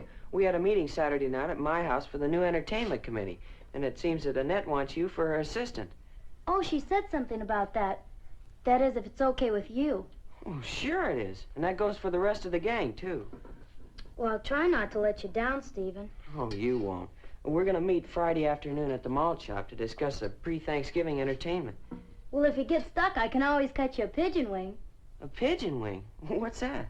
Oh, that's what Pop says the country folks used to dance before the good old rock and roll took over the jukeboxes. Sounds amusing. I might take you up on that.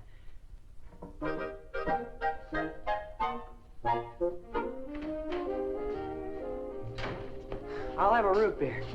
Okay, pour him a root beer, will you, Ronnie? Well, it's all set. What's all set? Jet, she's tickled to death to be appointed Annette's assistant. Good. Hey, I've been working on that case. What case, Sherlock? The missing necklace case. Did you find out anything? No. But I've got an idea and I think it'll work. Spill it. Well, here's what we do. First we find Laura, and then we have a real serious talk with her. And here's what we say. What is this? The Annette McLeod Admiration Society? Oh, Laura, don't be like that. All we're trying to do is make you understand that Annette couldn't possibly... You don't need to tell me anything about that one. I know exactly what she is. Apparently she's got you fellas bamboozled, but she's not fooling me one bit. Not one little bit. You and your bright ideas. How'd I know it was gonna backfire? Of all the stubborn females. Wait a minute. I got another idea. All right, bright boy, but it better be good this time. Well, here's what we do.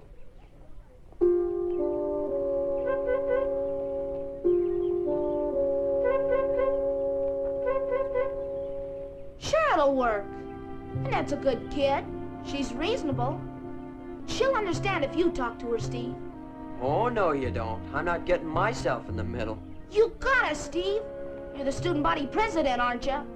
He's right, Steve. Okay. I'll have a go at it.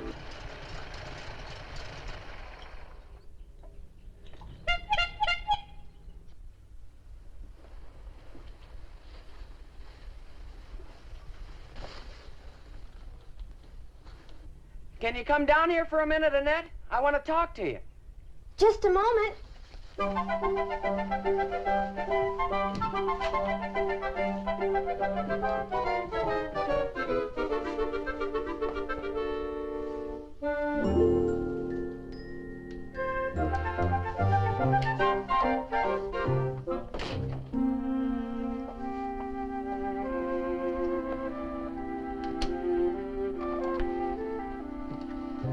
Annette, will you do me a favor? Sure. Thanks. I knew you would. What is it, Steve? Well, you know how stubborn Laura's been about this darn old necklace business. We thought, that is, Mike Steady and I, that if you'd talk to her, she'd listen to reason and... Laura! Well, thanks for standing me up. I thought we had a tennis date, but I see you have something more important to do. Now, wait a minute! Oh, my gosh, I completely forgot about it. Look, I'll get in touch with you later. I've got to apologize. Sure, I understand.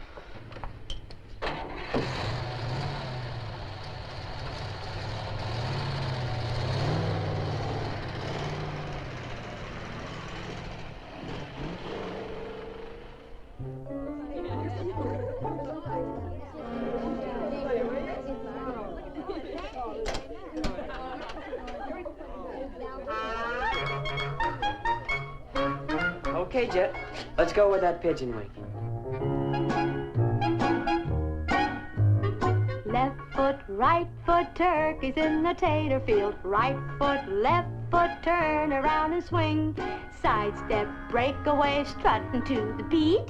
That's the way you do it when you cut a pigeon wing. Hay foot, straw foot, possums in the pumpkin patch. Straw foot, hay foot, while you dance and sing. Toe down, hoe down, then you tap your feet. That's the way you do it when you cut a pigeon wing. If you happen to be alone, it's a dance just one can do. But if you have a partner, it's a happy step or two. Left foot, right foot, buzzes in the cottonwood. Right foot, left foot, get into the swing. Heel toe, away you go, music's mighty sweet. That's the way you do it when you cut a pigeon wing. Hold it, kids. That was real good, Jet. Gee, thanks, Steve. Have a seat, Chet. Well, what's next on the agenda? Laura has a new song, and Annette and Mike, they've whipped up a number they'd sure like to do together. A duet, huh? Good. Shall we run through your song first? Well, it's a rather difficult number, Stevie. If you don't mind, I'd prefer a little more time to practice. Sure. How about you two? Well, we could do with a little more practice, too, but if you'll bear with us, we're game. Steady, be a gentleman and put a dime in the slot.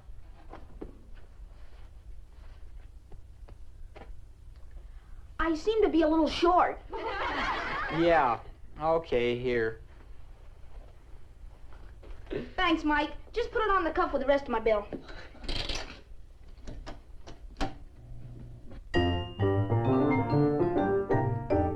I'll put a dime or quarter in the jukebox slot. I'll pick a pretty platter, something that's sweet or hot. We'll drink a double malted sitting on a stool, meeting at the malt shop after school. We'll do a little dancing when the music's right. I'll pick myself a partner, prettiest one in sight. We'll cut ourselves a carpet, yes, we'll play it cool. Meeting at the malt shop after school. I'll help you with your algebra. I'll help you with your math. When homework's done, we'll have a Sunday. I'll regret these calories one day. I will walk you home and maybe on the way I might hold your hand. But what'll my uncle say? From now until vacation, won't you make it a rule to meet me at the malt shop? I'll meet you at the malt shop. Meeting at the malt shop after school.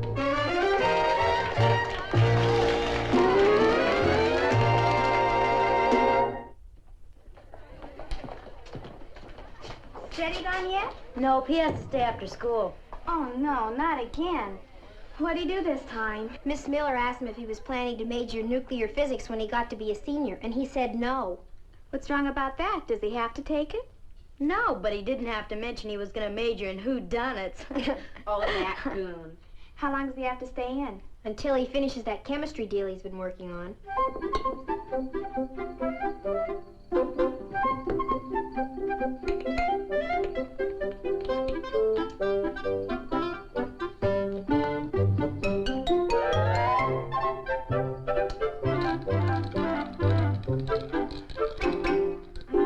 How long do you suppose it'll take him to finish it? He finished it. Oh, my gosh, he's killed. Oh, Steady, are you all right? I'm okay, I think. What in the world happened? I guess I didn't put enough sulfur in the gunpowder mix. Gunpowder? Maybe too much. Well, anyway, it backfired on me. Boy, are you a mess. Maybe you better go see the nurse. What for? Well, you look kind of goofy. I do? I'll say. Gosh, maybe you need something to pep you up. Yeah, maybe I ought to go with the malt shop for a little nourishment. Like a banana split or a chocolate malt, maybe. But what are we waiting for? Come on, let's go. Sorry, kid, I can't. I'm broke. And Mike says no more credit until after Thanksgiving. Come on, I'll treat you. You will? Gee, you're a pal.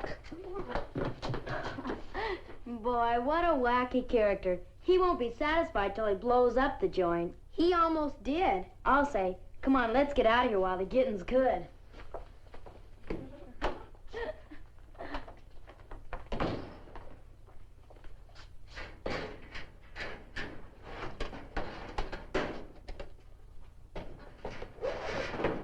Say, how'd you like to have company for dinner tonight?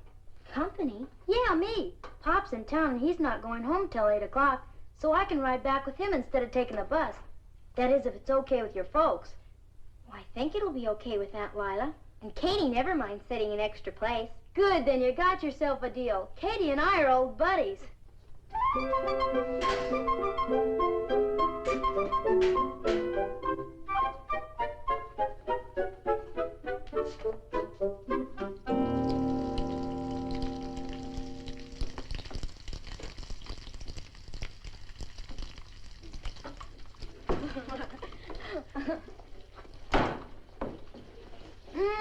Something sure smells good. Hi, kid. Jet, what are you doing here this time of day? Jet's staying for dinner tonight, Katie, if it's all right. All right. Land's sake, what kind of talk is that? Of course it's all right. With all this fried chicken and mashed potatoes and homemade biscuits and honey? Stop, stop. You're making me drool. Gee, Jet, maybe you get enough fried chicken at home. Fried chicken? Are you kidding? The only fried chicken I ever get is the old hens who land in the stew pot after they're through laying eggs. Now you're making me drool. There's nothing I like better than good fricassee chicken and homemade noodles. Come on, Jet, I'll tell Aunt Lila you're here. Now don't primp all day. Dinner's almost ready. Say, this is pretty elegant. Yeah, it's neat, isn't it? First time I've ever been in this part of the house. It sort of scared me, too, at first. Like I told Uncle Archie, it's so big you could fit Bonnie's whole house in it. Hers and ours both, and maybe a couple of hen houses and a corn crib thrown in for good measure. Let's say hi to Uncle Archie. I think he's in the library. He spends a lot of time with books. Just an old bookworm, huh? Uncle Archie, may we come in? Of course, girls, come in. Are you busy? No, just checking through one of my books before dinner. Boy, you sure got a mess of them. Yes, I'm rather proud of them. Have a lot of fine first editions, too. You know Jet, don't you, Uncle Archie? She's having dinner with us. Oh, splendid. You do look familiar. I'm the gal who brings you your chickens and eggs. Oh, yes, of course. And mighty nice fresh eggs they are, too. Well, I try my best to get them here before they hatch. Jet's your old friend Jim Apron's daughter, Uncle Archie. Jim Maypen's daughter. Well. You live near the Abernathy place at Spring Branch. I reckon about a mile south of them. I haven't been there since you were in swaddling clothes. Out our way, we call them diapers. Is Aunt Lila down yet? Nope, she's still primping. Well, I'll go tell her Jet's here. You do that. Jet and I have a lot to talk over. Annette's my niece, you know. Yeah, I know. She's a real cool kid. Yes, she is a real... Yes. Well, as I was saying, I was telling Annette how your father's folks and ours came here and settled in the early days. Yeah, Pop's always sounding off about that, too. He says the smart ones came here to town and let it grow up around them and make them rich, while the rest of them just bought themselves a lot of hard work. Nonsense. Your father has a fine ranch. Mighty fine. Well, we kind of like it. Been nip and tuck most of the time hanging on to it, but we've all pitched in and helped, and now we don't even have a second mortgage. Well, that's just great. Well, now I want to show you my books. I just got a brand new set of Encyclopedia Britannica. Fine edition, if I do say so myself. Oh, I'm writing my philosophical thesis. Sounds great, but can you feed it to chickens? No, indeed. Oh, there you are, Aunt Lila. You're a little late, dear. I was just putting out a fresh dress for you. Do I have to change? Well, not if you don't want to. Thank you. I brought one of the girls home from school to dinner. Oh, how nice. Val? No, it's Jet. Jet Maypen. Jet Maypen. Well, she sort of invited herself. Next time, just say that you have to ask me before you can bring a guest home for dinner. But Jet's my friend, Aunt Lila. My very best friend, and I like her a lot. I'm sorry, Annette. I didn't mean to be unkind. But as I told you before, I'd prefer that you went around with your own crowd, Val and Laura. But I don't like Laura. You don't like Laura? Why not? Oh, I just don't, that's all. I'm surprised at you, Annette. Laura's a charming young lady. She comes from a very fine Back Bay family. You'd be much better off to cultivate her and her little crowd instead of letting Jet monopolize your time. I'm sorry, Aunt Lila. Now, don't be upset. It's done, and we must do our best to make her feel at home. Now, freshen up, dear. I'll go down and welcome her. Thank you.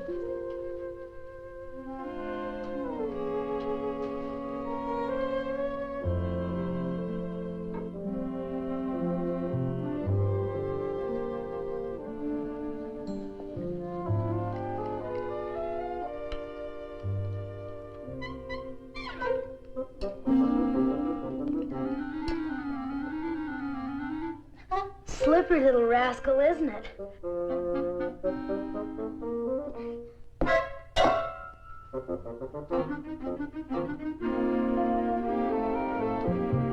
My brother tells me you had a nice chat about old times here in Ashford.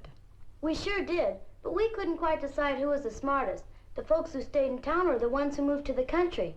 It's fun living on a ranch. Yeah, there's a lot to be said about country life. There's something primitive about it, something old-fashioned and self-contained.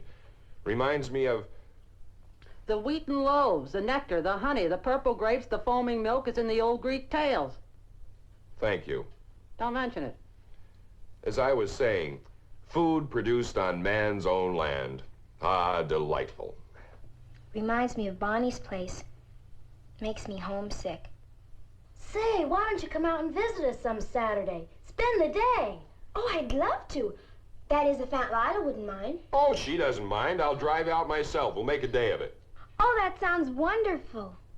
There's nothing I'd rather do than have a nice long visit with Jim, talk over old times. How about next weekend? Fine. Saturday morning, bright and early. It's a deal. I'll tell Pop.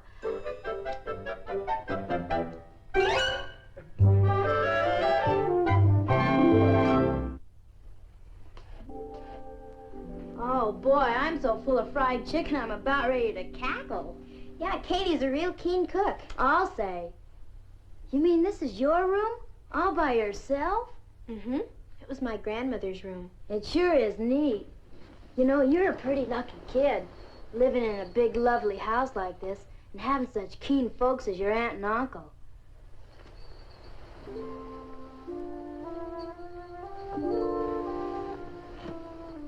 Yeah, I guess I am. But somehow I'm beginning to feel that I really don't belong here. What's biting you now?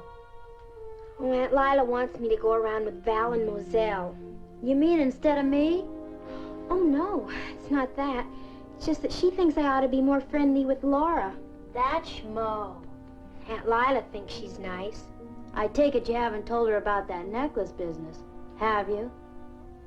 No. Why not? I don't know. I guess I'm afraid to. She just wouldn't understand. Well, how do you know unless you tell her? Maybe I shouldn't have come here to Ashford in the first place. Maybe I ought to go home to Bonnie. Running out before you even put up a decent fight. I'm no match for Laura. She's so smart and sophisticated, I just don't know how to fight her. Well, you're gonna have to do it sooner or later. Look, why don't you just walk right up to her and look her straight in the eye and say, "Come on now, you. If you think I took that dumb necklace, say so in plain English. If you don't, put up or shut up." You sound like Mike. Then why don't you listen to him? Mike's a real solid guy, and he's had plenty of problems to face. You don't see him running out on anything, do you? No. Of course not. He knows the best way to lick a situation is to face it. And if you ask me, the sooner you do it, the better. Do what? Clip that green-eyed cat's whiskers.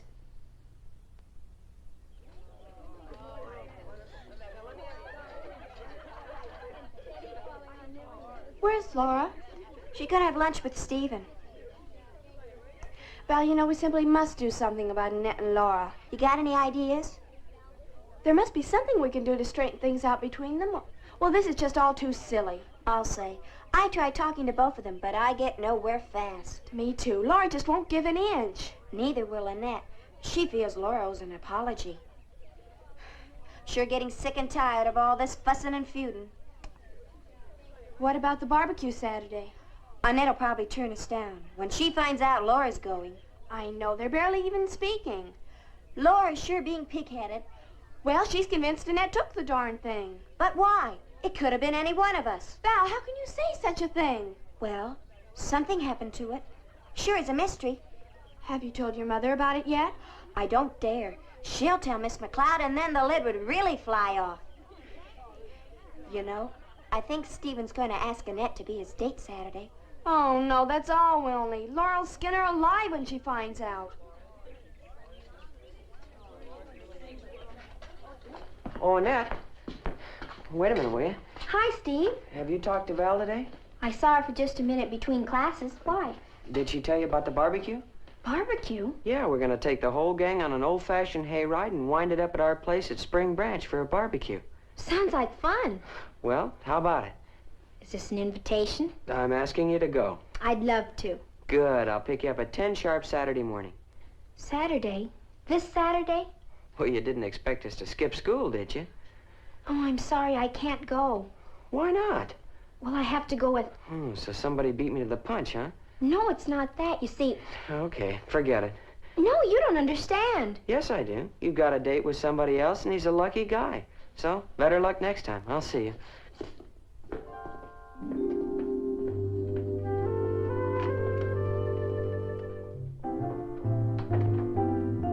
Hi, Mike. Oh, hi, Annette. Say, this must be my lucky day. I was just wishing you'd beat the mob. They're all making dates for the barbecue Saturday. Have you got an invitation? Yes, I do, but... Swell. Will you go with me? You're too late, old man. We're both out of luck. She's already got a date. No, I don't, Steve. Not the way you think. Oh, swell. You just don't want to go with me, huh? Or me? Oh, I'd love to have gone with both of you. But my uncle and I were invited to spend the day with the Maypens. Well, why didn't you say so in the first place? You didn't give me a chance. If I know your uncle, I'm sure he'd much rather stay at home and mess around with his books than go gallivanting out in the country. No, he wouldn't.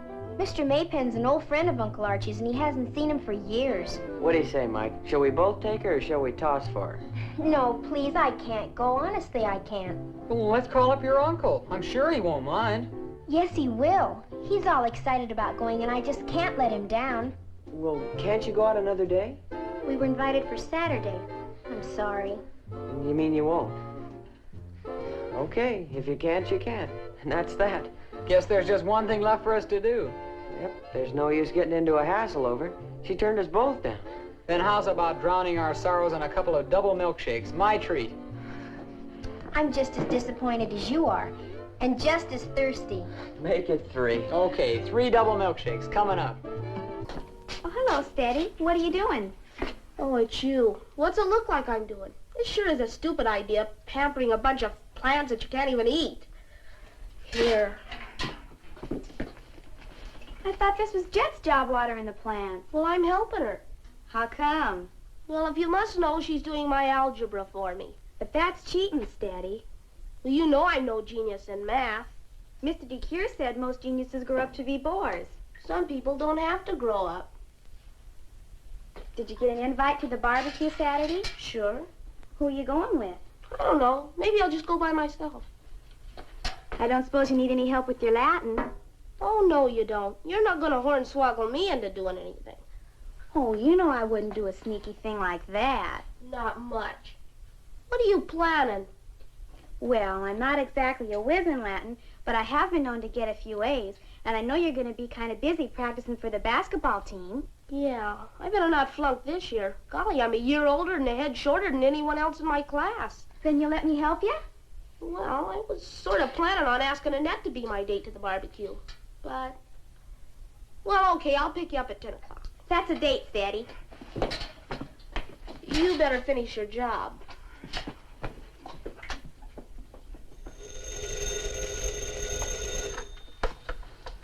Hello? This is Annette. Oh, hi, Jet. For Pete's sake, Annette, why didn't you tell me you were invited to go on the hayride with the gang? Oh, don't be a sill. You and your uncle can come out here anytime. You don't have to come tomorrow. But we want to come. It's all arranged and Uncle Archie's looking forward to it. Not so loud. He's coming down the stairs. No, I can't. He's all excited about going. Please, Jet, I can't talk now. See you tomorrow. Thought I heard the telephone. Was it for you? It was Jet. I guess they're looking forward to seeing us tomorrow. So am I. Haven't looked forward to anything so much in years. You happy about going? Yes, very. Now, you better get a good night's rest. We've got a big day ahead of us tomorrow. I was just going upstairs. Fine. See you at breakfast. Good night. Good night, Uncle Archie.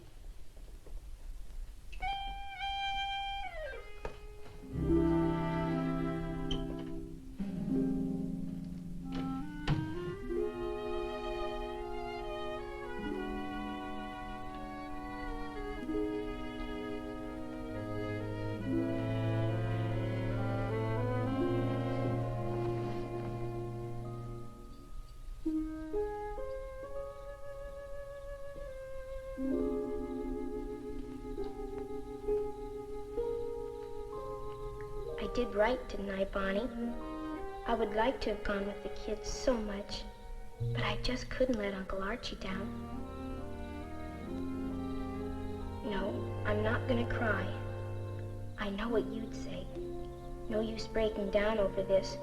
Just go to bed and go to sleep. You can think about it in the morning if you still want to.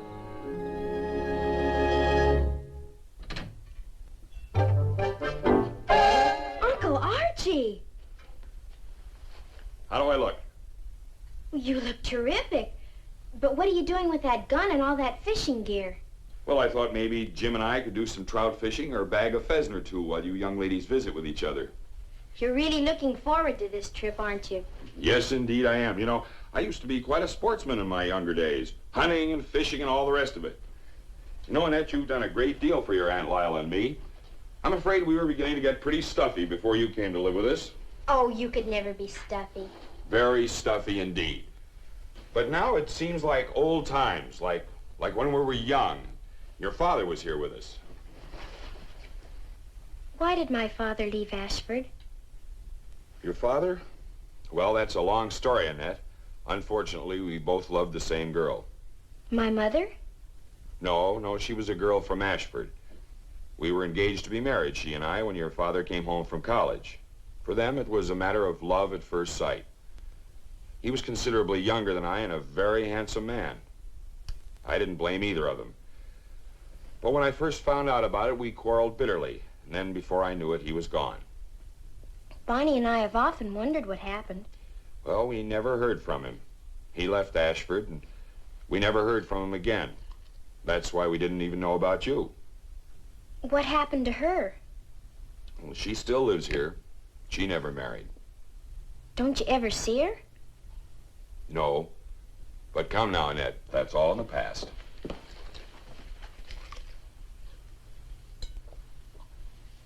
Well, now I've seen everything. Oh, Lila says I look like a page out of Stream and Meadow. Yeah? More like Harper's Weekly. You look terrific, just like a real sportsman. Well, thank you, Annette. You know, this reminds me of the days that I used to go hunting and fishing with my father. Yeah? You don't plan to do any fishing here at the breakfast table, do you? Oh, I'm sorry. Those were the good old days. Bear and deer hunting and small game and waterfowl. Oh, I can see it all now. The wood pigeons winging their way across an autumn sky. How come you never brought any wood pigeons home? And then there was the time that we went bear hunting in North Carolina. Oh, those were the days. And our hounds in full cry on a fresh bear trail. The chase lasted for 2 hours without let-up. That must have been exciting. Oh, exciting indeed it was. You know, Annette, there's no music in the world like a good pack of singing hounds giving chase. Singing hounds? Singing. You should have heard them. I'll bet it made that old bear good and mad. Oh, indeed it did. And how he cuffed and growled when the hounds closed in. And the fights that followed, they were something to see. Yeah, well, then what happened? Katie, can't you see we're in a hurry? Now, take Miss Lila's tray up to her. Oh, now, Annette, come on, let's have our breakfast. It's a long trip out to Spring Branch.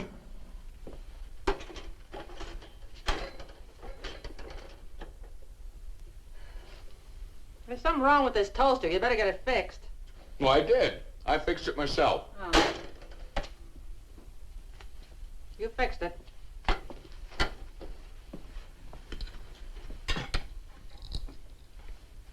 Have a nice time, Annette.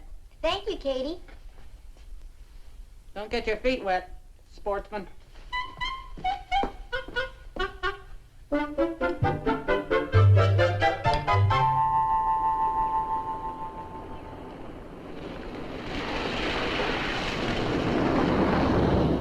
I remember correctly, we must be pretty near Spring Branch. Can't be more than 5 or 6 miles now. Sure is pretty out here. Well, now what's the matter? Feels like a flat tire. Certainly does.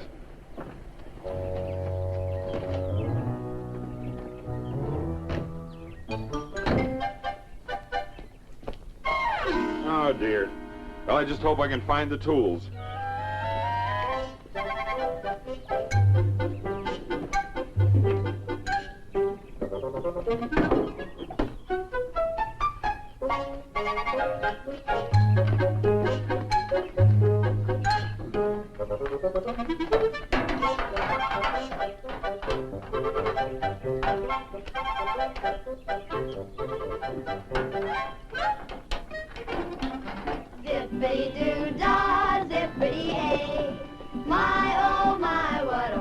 wonderful day.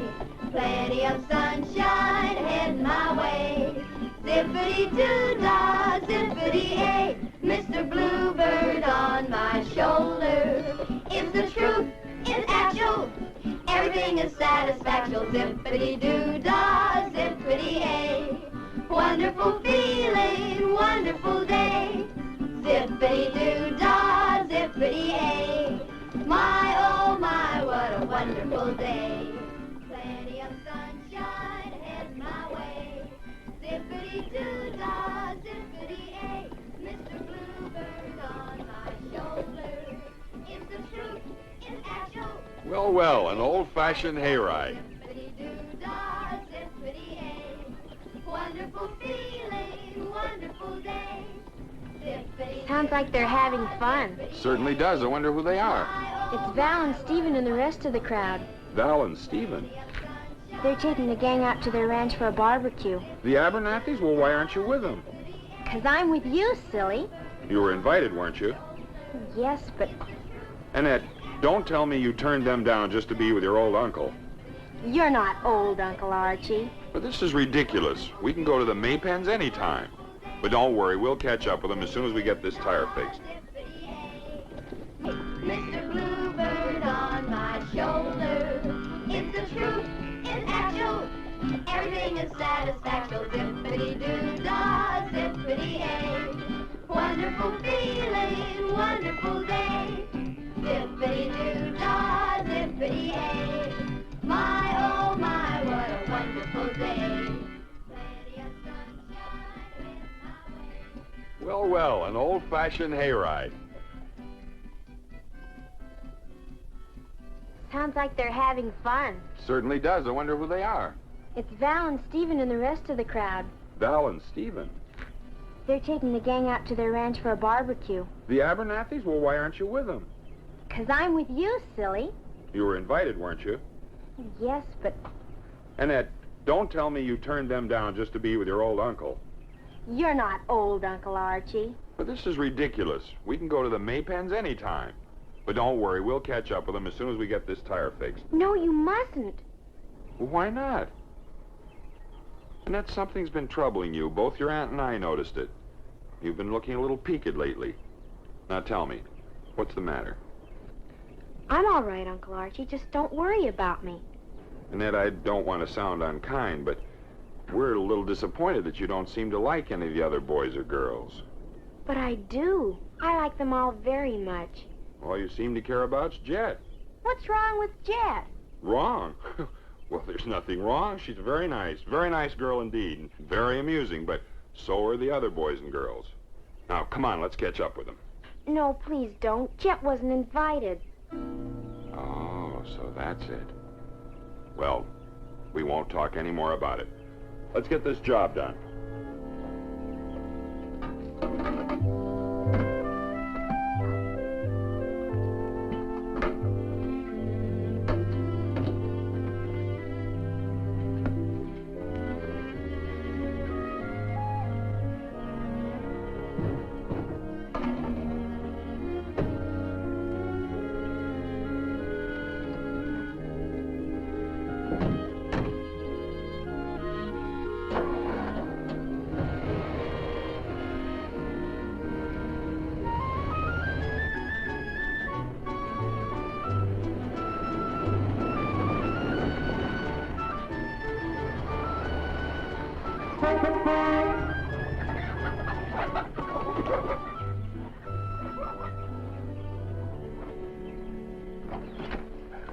Hi, Annette. Hi, Jet. Oh, Archie, it's nice to see you. Been a long time, Jim. Too long, much too long. Pop, this is Annette. Oh, this is Bryce's daughter, huh? The spitting image of her pop. I'm glad. You should be. He was one of the handsomest men in town. Archie, are you planning on doing a little fishing? Oh, I thought I might, like the old days. Well, that's not a bad idea. We'll have a mess of trout for supper. But first, let's go inside and say hello to the missus. Then we'll have a snort of cider. Homemade cider. Jet, show that around and make her feel at home. Okay, Pop, come on. Camptown ladies sing this song, doo-dah, doo-dah. Camp down racetrack 5 miles long, oh, do-da day. Going to run all night, going to run all day. Bet my money on a bobtail neck, somebody bet on the bay. Camp down ladies, sing this song, do-da, do-da. Camp down racetrack 5 miles long, oh, do-da day. Going to run all night, going to run all day. Bet my money on a bobtail neck, somebody bet on the bay. Hey, Jet's place is near here. Oh, must be simply ghastly having to live way out here in the sticks. I mean ghastly. I think it'd be swell. Oh, I suppose living in the country's fine for some people, but personally I prefer the city. Don't you, Steve? Oh, I don't know. A guy could do worse than have a nice, quiet ranch out here. Hey, Mike, I just had an idea. Yeah? Why don't we go back and get Annette? She and her uncle ought to be at the Maypens by now. We'll make her go to the barbecue with us. You think her uncle will mind? Oh, he shouldn't. He'll be so busy chinning with Jim Maypen. Oh, but Stephen, you can't do that to Jet. After all, Annette is visiting her.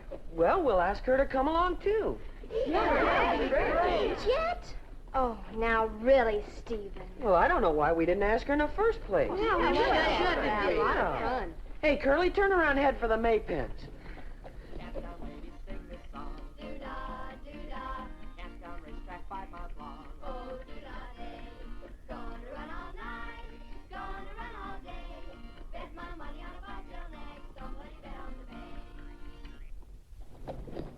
Oh, my darling, oh, my darling, oh, my darling Clementine. You are lost and gone forever, gentle starry Clementine. In a cavern, in a canyon, excavated for a mine, dwelt a miner, 49er, and his daughter Clementine. Oh, my darling, oh, my darling, oh, my darling Clementine. You are lost and gone forever, dreadful sorry Clementine. In a cavern, in a canyon, excavated for a mine, dwelt a miner, 49er, and his daughter Clementine. Oh, my darling, oh, my darling, oh, my darling Clementine. You are lost and gone forever. Hey, it's the kids going to the barbecue. Yeah, but they're going the wrong way. The Abernathy place is on the other side of us. They're coming here. In a cavern, in the canyon, excavated for a mine, dwelt a miner, 49er, and his daughter Clementine.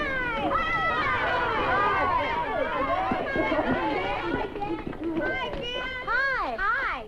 Hi, Steve. Fancy seeing you here. We've come to take you and Annette to the barbecue, and we're not taking no for an answer. Steve, you know I can't go. Oh, now, just a minute. Of course you can. That's nonsense. Nice of you fellows to stop by for them.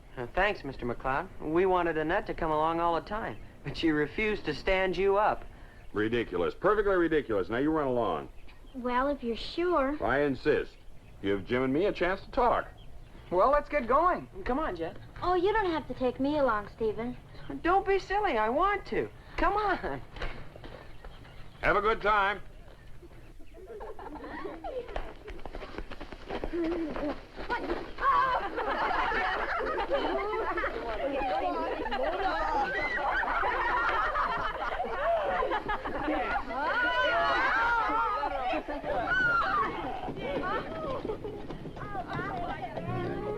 Now, where's that trout stream? Right where you left it the last time we went fishing, 16 years ago. Nothing like a hayride in summer, fall, or spring, when you get the gang together and sing a jingle-ling. Nothing like a hayride and songs of memory, so let's all sing together in real close harmony.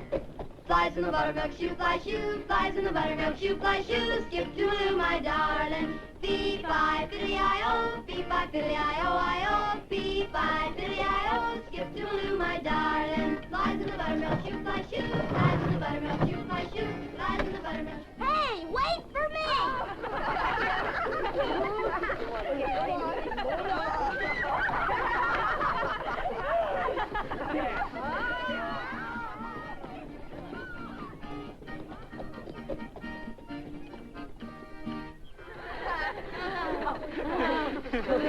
Hey, Annette, how's about singing a song for us? What'll I sing? How about about singing the one you sang at the party the other night? Oh, no, not that sentimental thing. Oh, come on now, Laura. It was a good song. Go ahead and sing it, Annette. Yeah, but just put a little bit more oomph into it. You guys accompany her, okay? Oh, sure. How will I know my love? How will I know my darling? Whipper will give me a sign. How will I know he's mine? How will I know my love? When he walks through the pine woods, mockingbird tell me for true. Help me to find him, do. Will I meet him in the autumn? Will the hills be green with spring? Will he take my hand in summer and make me a clover ring? How will I know my love? How will I know my darling? Oh, Mr. Moon up above, how will I know my love? How will I know my love? How will I know my... Hey, Annette, how's about singing a song for us? What'll I sing? How about singing the one you sang at the party the other night? Oh, no, not that sentimental thing. Oh, come on now, Laura. It was a good song. Go ahead and sing it, Annette. Yeah, but just put a little bit more oomph into it.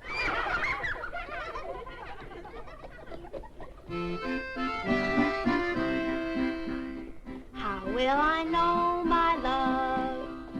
How will I know my darling? Whipper will give me a sign. How will I know he's mine? How will I know my love? When he walks through the pine woods, mockingbird tell me for true. Help me to find him, do. Will I meet him in the autumn? Will the hills be green with spring? Will he take my hand in summer and make me a clover ring? How will I know my love? How will I know my darling? Oh, Mr. Moon up above, how will I know my love? How will I know my love? How will I know my darling? Oh, Mr. Moon up above, how will I know my love?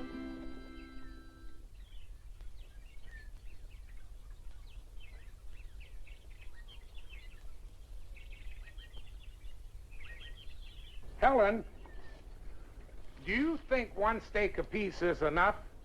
They're pretty hefty. Well, I think you better barbecue a few extra, dear. Those youngsters are going to be mighty hungry after that ride. You're right. Steady wear is with them, isn't he? Well, I went down south to see my gal sing Polly Wolly Doodle all day. My Sal, she is a spunky gal singing Polly Wolly Doodle all day. Fairly well, fairly well, fairly well, my fairy fay. For I'm going to Louisiana for to sleep in Louisiana, sing Polly Wolly Doodle all day. Well, I went down south to see my gal sing Polly Wolly Doodle all day. My Sal, she is a spunky gal singing Polly Wolly Doodle all day. Fairly well, fairly well, fairly well, my fairy fay. For I'm going to Louisiana for to sleep in Louisiana, sing Polly Wolly Doodle all day. Well, I went down south to see my gal sing Polly Wolly Doodle all day. My Sal, she is a spunky gal singing Polly Wolly Doodle all day. Fairly well, fairly well, fairly well, my fairy fay. For I'm going to Louisiana for to sleep in Louisiana, sing Polly Wolly Doodle all day. Sounds like them coming now. My gal, she is a spunky gal singing Polly Wolly Doodle all day. Fairly well, fairly well, fairly well, my fairy fay. For I'm going to Louisiana for to sleep in Louisiana, sing Polly Wolly Doodle all day.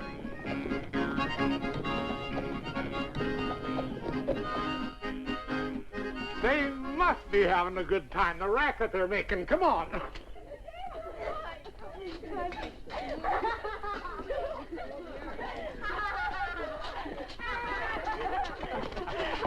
Sorry we're a little late, Dad. We had to go back and get Annette and Jack. Oh, Oh, that's fine. Hello, Annette. Hello, Jet. Hi, Mrs. Abernathy. It sure was swell, Stephen, to invite me, Mrs. Abernathy. Well, we're delighted to have you. You should have been with us, Mother. We had simply loads of fun. And we're all going to ride back in the moonlight tonight. Oh, that sounds like fun. Maybe I'll go along with you. All right, girls, you can help me set the tables, and the boys can help Mr. Abernathy with the steaks. Come on. Did she say steaks? She sure did. But you'll have to wait a few minutes. We didn't want to put them on until you got here, Steady. Okay, boys, let's up and at 'em. I'll get the record player.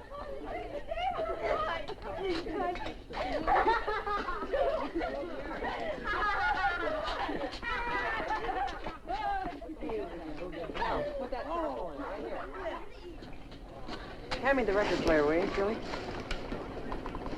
Thank you. Where do you want this, Val? Oh, the record player. Good. Just put it over there. Stevie, why don't you put on a record? Okay.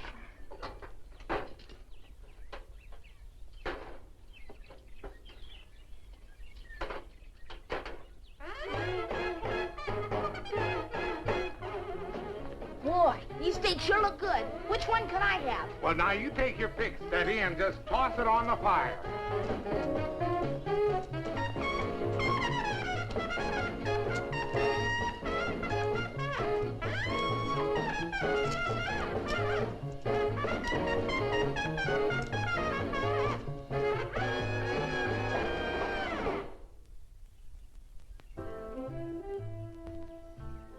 Gee, this is gonna be fun. It sure is. You know something, Annette? These kids aren't really so bad after you get to know them. They're swell, Jet. Really, they are. Yeah. All except for that stuck-up Laura. Maybe we've misjudged her. Misjudged her? I doubt it.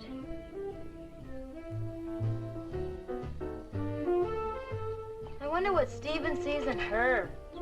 Well, she's pretty, and she's smart and sophisticated. Sophisticated? I'll bet she wears mascara.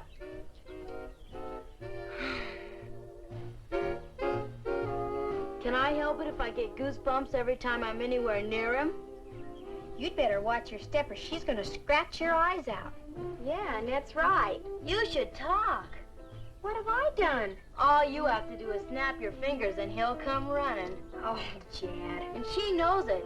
She spits fire every time he so much as looks at you. Yeah, and that reminds me.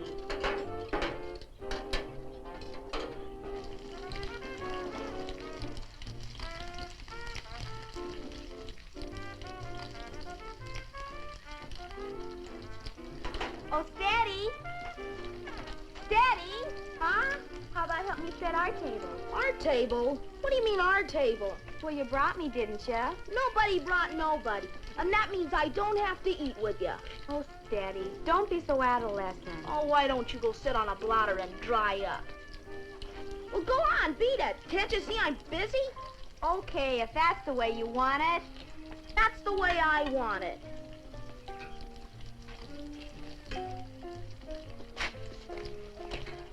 Steady, is that any way to treat your best girl? She's not my best girl, and I'm getting sick and tired of having her around my neck. Everywhere I go, there she is, tagging along. I'm a haunted man, that's what I am. And you love it. I'm gonna put my foot down. That's what I'm gonna do. She's gotta quit making like my shadow.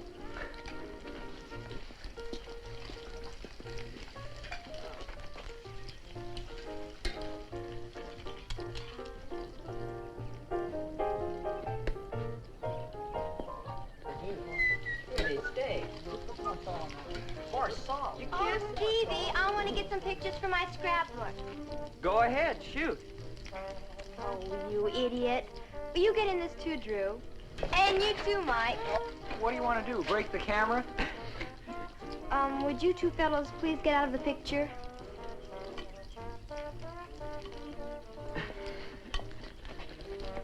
Would you get closer together? I'm chopping off Drew. It's a camera, not a tomahawk. Look. Hey, let's us get in the picture, too. Oh, don't be silly. Laura's not cluttering up her scrapbook with a flock of girls. Oh, I get what you mean. Okay, ready? Hey, wait for me! Oh, you goon, I didn't ask for you. What's the idea? You want a good picture, don't you? Oh, all right. Okay, ready?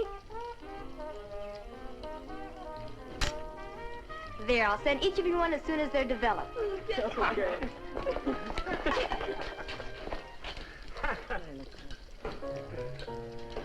Why don't you young folks get in some dancing while the steaks are cooking? Oh, thanks a lot, Mr. Abernathy. I'll watch. You watch this big one for me, won't you, Mr. Abernathy? Sure I will. I'll look after your interests there, Steady. Thank you.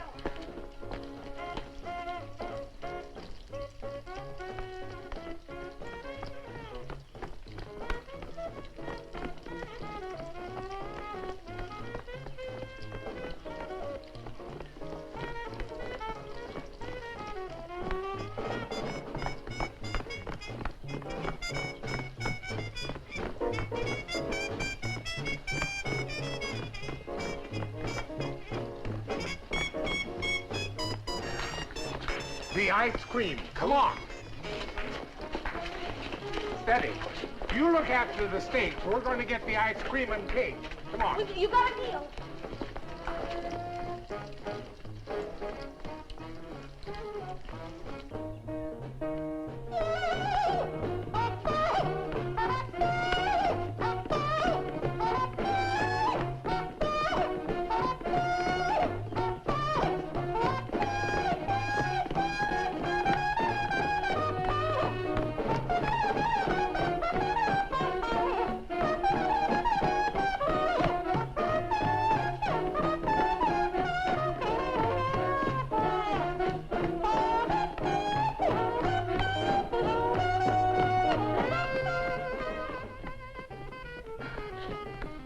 Oh, Stevie, have you forgotten that I'm the girl you brought?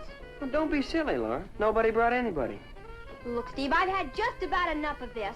Enough of what? Enough of her. And I think it's about time you and everybody else knew. Oh, I know you refuse to believe anything against her, but you might as well know Look, Laura, this is no place for an argument. Now, if you'll excuse me.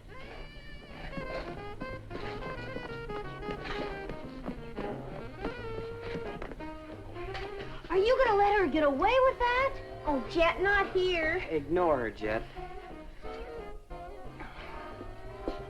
Oh, Stevie, this is all too silly. Well, that's one way of doing it. I don't know what you're talking about. Come on, Stevie, we don't have to stand for this. That's right, chicken out. Jet, don't. Okay, since you asked me, I'll tell you what I'm talking about. I've had all I'm gonna take of your hinting and whispering and talking about Annette behind her back. You're either gonna say it out or else. Come on, say it. Are you gonna let her talk this way to me? Okay, Laura. Look, you don't want to really make a scene here now, do you, Jet? What about her insinuations? Jet, not here. Come on, Stevie. Oh, no, you don't. Say it, I dare you. Get your hands off me, you country bumpkin. Say it. Gee whiz. Say it, say it. Here, you two girls. Stop it. Do you hear? All right, I'll say it. She took my necklace. She what? Take that back. You better take that back. Atta girl, Jet, give it to her. She's been asking for it. You keep out of this, you sawed-off little runt. Oh, yeah? Are you gonna say it? Take it back. Hurry up. won't. Take it back. I dare you. Take it back.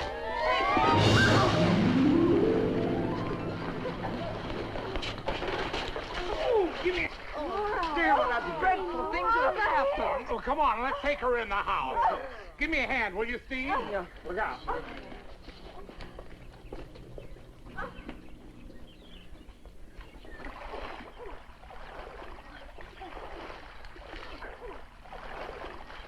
Are you all right, Jet? Don't worry about me. I'm all right. But I guess I kind of ruined the party. Heck no, you put some life into it. I'll get us a couple of towels. Come on, Annette.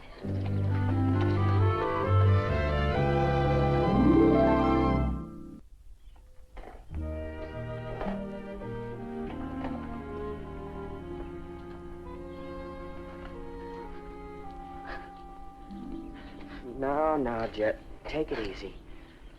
Come on now. It's all over with. She had no business calling Annette a thief.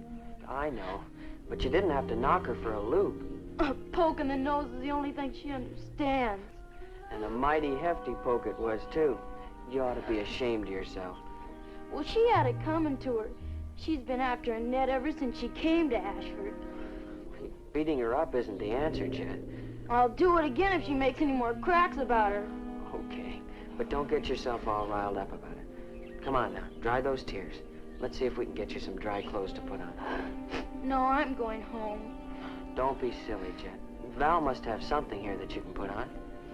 No, I guess I goofed coming here in the first place. I'm always doing the wrong thing.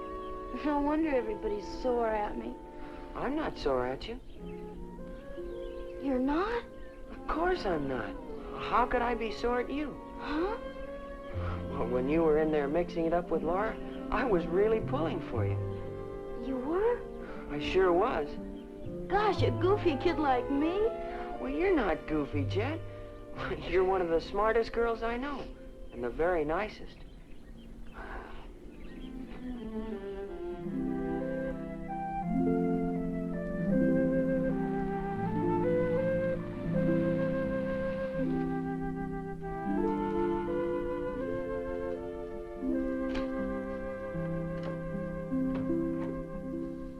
You're home early. Did you have a nice time? Is anything wrong? Well, there was a little trouble. Nothing to worry about. Trouble? What kind of trouble? Now, don't get all excited. I'll tell you about it later. Annette, why don't you go up to your room, and we'll talk it all over in the morning. All right, Uncle Archie. I'm sorry about everything. Poor kid. She's so upset. Oh, Archie, for heaven's sakes, tell me what happened. Have you been in an accident? No accident. Nothing at all. But Archie, for pity's sake, stop beating around the bush and tell me. The child was white as a sheet. Oh, it's a shame. It wasn't her fault.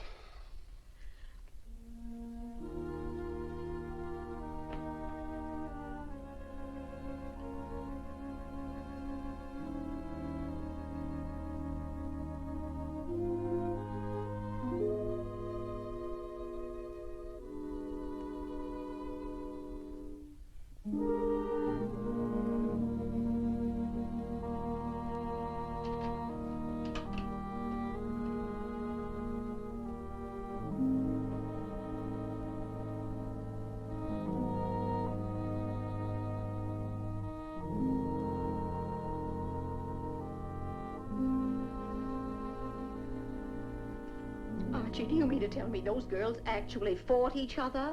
Did they fight? From what I can find out, it was a regular knockdown, drag 'em out. Sorry I missed it. Archie. Jim's daughter's a regular wildcat. She got pretty well scratched up, too, and you should have seen her black eye. It was a beaut.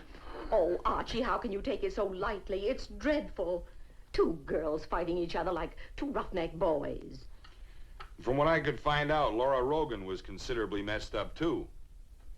Oh, Archie, what are we going to do about it? Do about it? What can we do? It's all over now. I wasn't thinking about the fight, Archie. I'm thinking about Annette. She's been accused of stealing a necklace. That's a serious charge. That necklace must be found, and at once. I know, Lila, but how? Apparently, they've searched the place from stem to stern, even covered the grounds. Just vanished into thin air. Well, it has to be someplace. Yes, Lila, but where?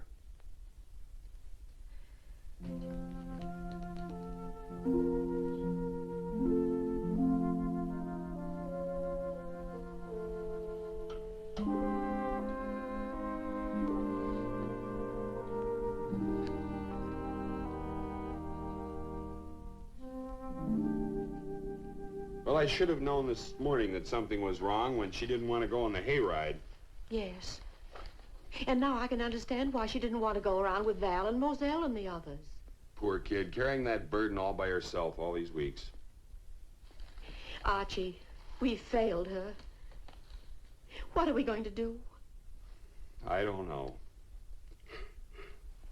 But I'll think of something.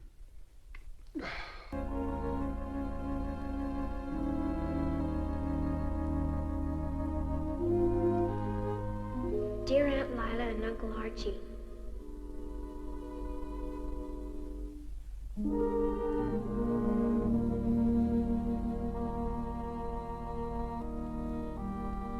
I'm sorry about the fight. Really sorry. I've caused you both a lot of trouble. Something I wouldn't have had happen for anything in the world. That's why I think the best thing for me to do is go back where I came from. These last few months have been the happiest of my life. I remember the day I arrived here in Ashford, alone and friendless. I guess I surprised you. Hello. Hello. You must be Uncle Archie. Uncle Archie? Who's uncle? Mine. I'm your niece, Annette. My niece? Well, yours and Aunt Lila's. Anything wrong, Archie? You must be Aunt Lila. I'm Annette. I'll never forget your kindness, or the way Katie took me under her wing. What a wonderful day that was when you took me to the dress shop, Aunt Lila. I've never seen so many beautiful things before. And my first party invitation. I'll send Stephen for you. He's my son, and a very handsome young man, if I do say so myself. Oh, Mr. Moon up above, how will I know my love? Perhaps I was a little disappointed when Steve Abernathy didn't take me to the party. But I met Steady Ware. That was an experience. She ready?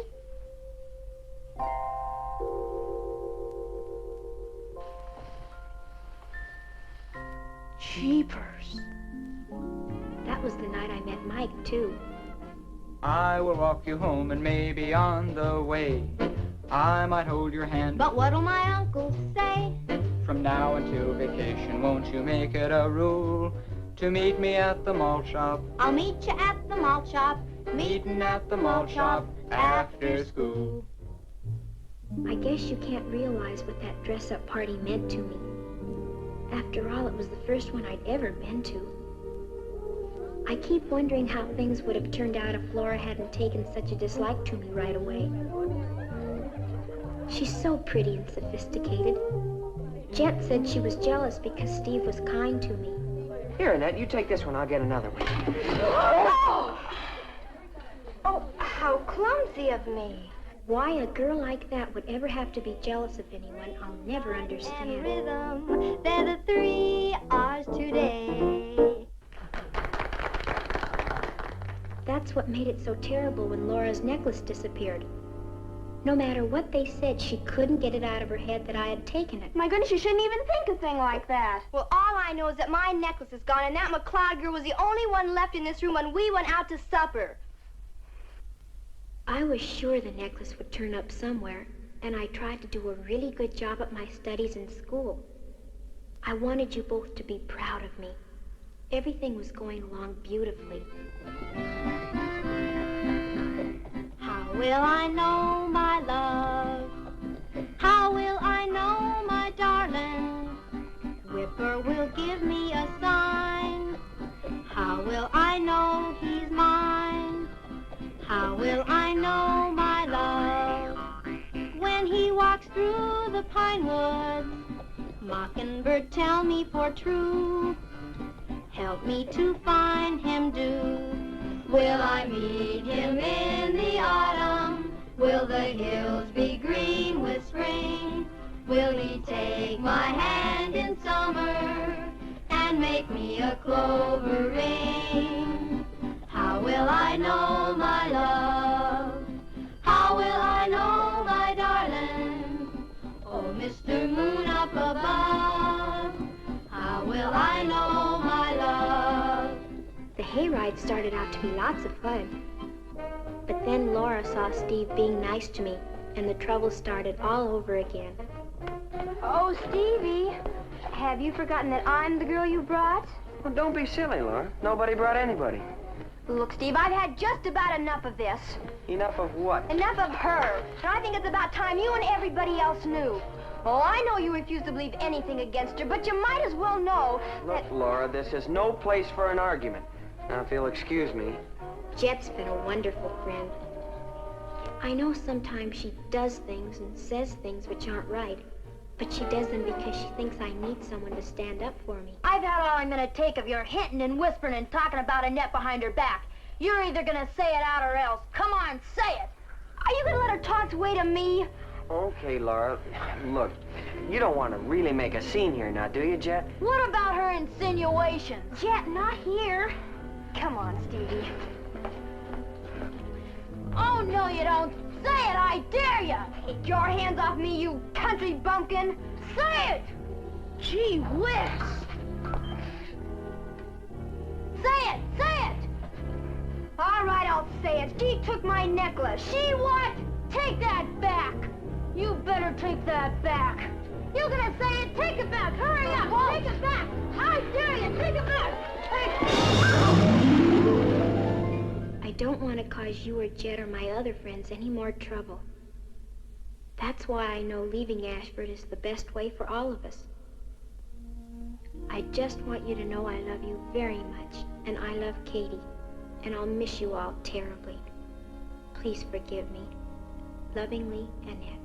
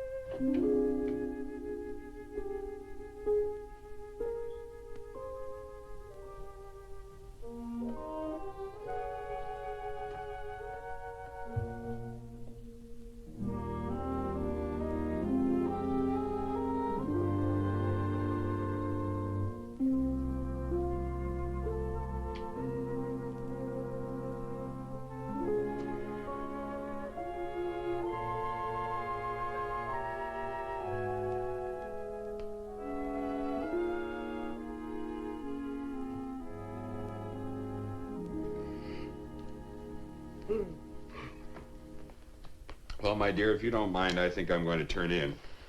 I'm tired. Yes. It's been a terrible experience for both you and Annette. I think I'll look in on her and say goodnight. Oh, I wouldn't do that, Archie. I wouldn't disturb her. She's had enough for one day.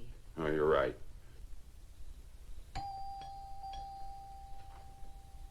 Well, who can that be? Well, go and see. Oh, Mike, come in. I got away from the Abernathys as soon as I could. How's Annette? Well, she's pretty upset, poor kid. I don't blame her. Jed going off half-cocked like that. Took us quite some time to get Laura calmed down. She was pretty hysterical. How is she now, Mike? Oh, good evening, Miss McLeod. She's okay. A little mussed up, but she'll live. Well, thank goodness nobody was badly hurt. What a dreadful thing to have happened. Yeah, the fur was really flying fast and furious there for a couple of minutes. It's a terrible situation. Can I see Annette? Well, she went to her room. She's pretty disturbed over the whole thing. Maybe if I could talk to her. Oh, I wish you would, Mike. She's so unhappy. I'll go and get her, Lila. Shall we go into the library? Will you sit down? Oh, no thank you, Miss McLeod. I'll just stand and wait for Annette to come down. Did you know about this necklace business before today? Oh, yes, I knew about it all along. I tried to get Annette to stand up to Laura, but she's a stubborn little character, if you know what I mean. She should have told us. We would have tried to help her. Well, she wouldn't let any of us help her. Lila! Lila! She's gone. Annette's gone. Gone? What do you mean? She's run away. Here, she left a note. Here, read it yourself. Oh, dear. She's gone back to Beaver Junction. What are we going to do? Well, that's easy. I'll just rush right down to the station and haul her back. Station? What station? Well, she has to catch the train to get to Beaver Junction, doesn't she? Oh, yes, of course. I just hope I'm not too late. Well, hurry, hurry!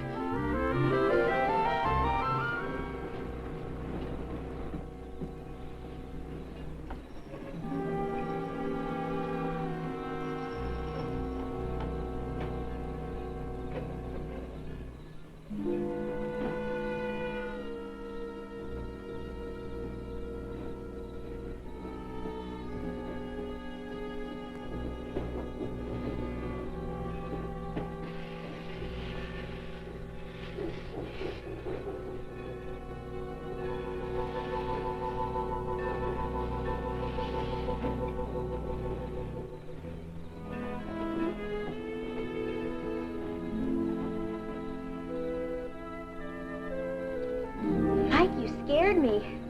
Well, I figured I'd find you here. Oh, Mike, I'm so ashamed. Ashamed? What for? Laura and Jet getting into that horrible fight was all my fault. I thought it was a pretty good fight, while it lasted. It was awful. Look, Annette, you once told me that as long as we all believed in you, you didn't care what Laura thought or said, remember? But this is different. Will you please forget it? Your aunt and uncle are worried to death over you. Well, you love them, don't you? Of course I do, very much. But they're respected and have a lot of friends. I've ruined everything for them. When are you going to get it through that stubborn little head of yours that you haven't done anything? Not one single thing. Even if I did go back, I'd never be able to face the kids again. Well, sure you can, if you'll just have a little patience. And you know, somehow I have a feeling that one of these days the truth is going to come out. Do you really think so, Mike? I know so, Annette. Come on, let's get going. Okay, I'll try. Atta girl.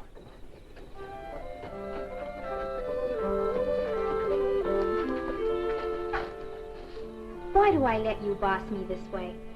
Because you know I'm right.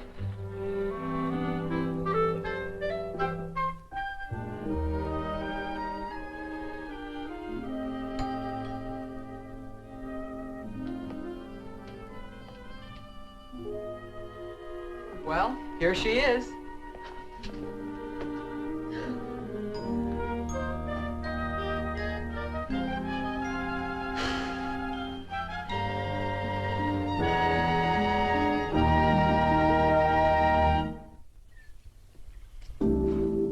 Hey, Annette. Hi, Steve. Well, did you make it through the weekend okay? Yeah, I guess so. Gee, Steve, I'm sorry about what happened at the barbecue Saturday. Yeah, a flock of nice, fat, juicy steaks sure went up in smoke. Have you seen Jet since the... The fight? Yeah, I stopped over Sunday morning at the Maypens to see her. She's fine. Oh, good, I'm glad. You and me both. She's really a good sport. I'll say, going to bat for me like that.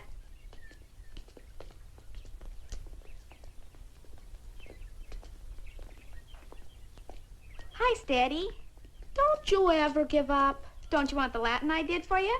Oh, sure, thanks. I forgot all about it over the weekend. No wonder. That was the real wingding Laura and Jet pulled out there at the barbecue. You can say that again. Too bad Jet didn't knock her teeth right down her throat. She almost did. Yeah, sure was a honey of a fight. I got so excited I almost lost my appetite. You're cute, Steady. You're pretty repulsive yourself. Gee, Steady, that's the nicest thing you ever said to me. Say, I wonder if we've got time to go over to the malt shop for a little snack. I'm kind of hungry. Didn't you have any breakfast? Sure, but you don't expect a guy to crack all these books on one measly bowl of breakfast food, a couple of stacks of hot cakes with pork sausage, do you? Steady, where do you put it all? Ha ha, very funny.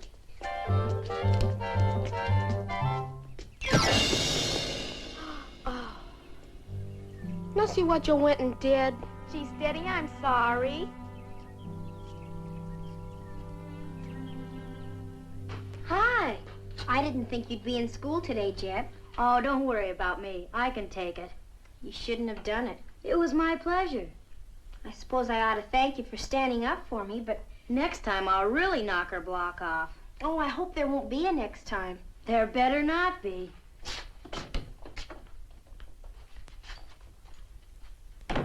Oh, by the way, where's Laura? Well, she won't be in for a few days. She's not sick, is she? Well, not exactly. Let's just say she's a little indisposed. Oh, I catch. What a wildcat Jet Mapen is. Well, in all fairness, Laura's been asking for it. She's asked once too often. Still, she insists Annette took it. I know. Mother offered to buy her another necklace, but she wouldn't hear of it. Said it's the principle of the thing, not the necklace. Oh, she's being so pig-headed. Maybe I shouldn't say this, Moselle, her being your house guest and all, but I wish he'd go home. You know something? So do I.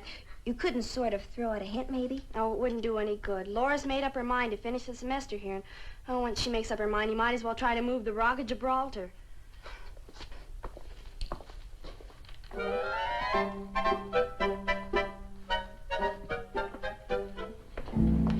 What are you doing, Steady? I'm standing on my head in the phone booth. What's it look like I'm doing?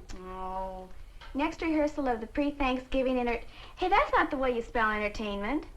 Do you know a better way? You left out the I. Okay, if you're so smart, you fix it. You know I don't know how to spell.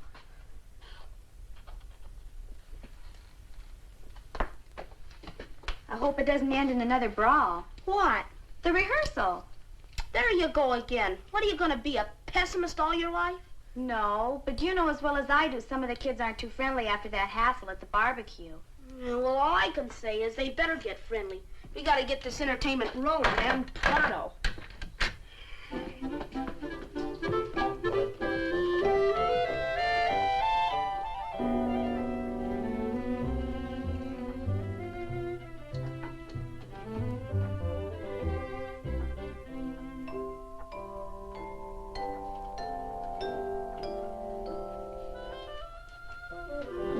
Isn't she ready yet? Don't be impatient, Archie. She'll be right down. She's just like all the rest of you women. Takes her forever to get dressed. I want her to look nice tonight, Archie. Especially nice. It's going to be quite an ordeal for her to face Laura for the first time after that dreadful fight. Yes, I suppose that's so.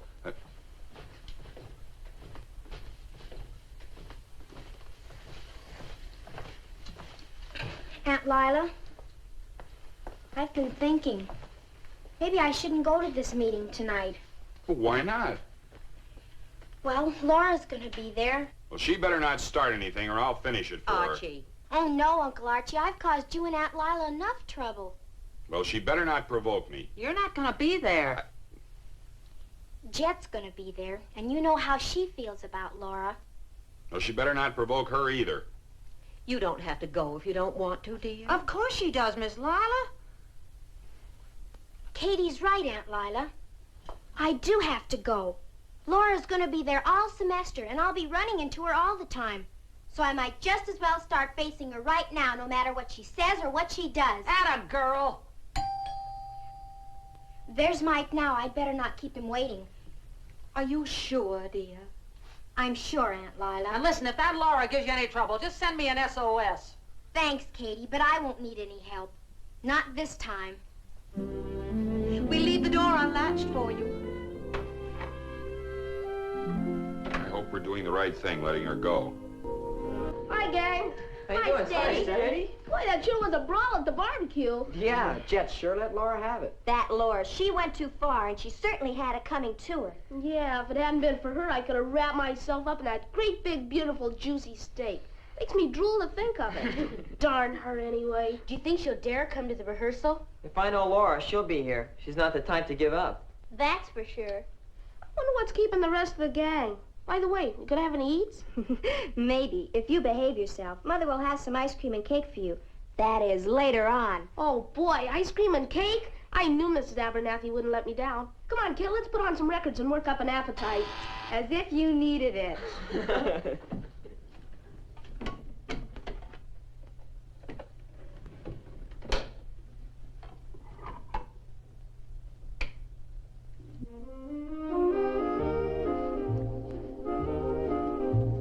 Uh-oh, here comes the menace. So glad you could come, Laura. Well, I hope we're not late. Oh, no, we're just getting organized. Stephen's not here yet. Stephen? Oh, he had to pick up a couple of kids. I think I hear them now. Hello, everybody. Hi. Can I park that for you, Laura? Of course you may. Oh, gosh, thanks. About time you got here, leaving me to do everything. Sorry, sweet. We stopped to pick up some records. You know I'm no diplomat. Oh, you mean Laura? Is she here yet? I'll say she is. You didn't think for a minute she wouldn't be here. Annette, remember what you promised me. Come on, let's get rolling. Hi, kids. Hi. Shall we get on with the rehearsal? Steady, turn that thing off, would you? Sure. Turn it off, will you, kid?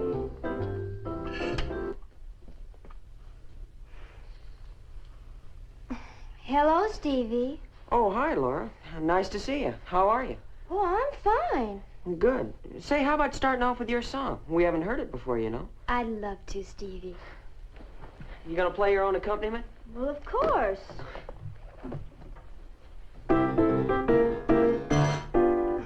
I'm sorry. This piano needs tuning. You can say that again. Wait a minute. It's not out of tune. There's something in here. Hit that note again.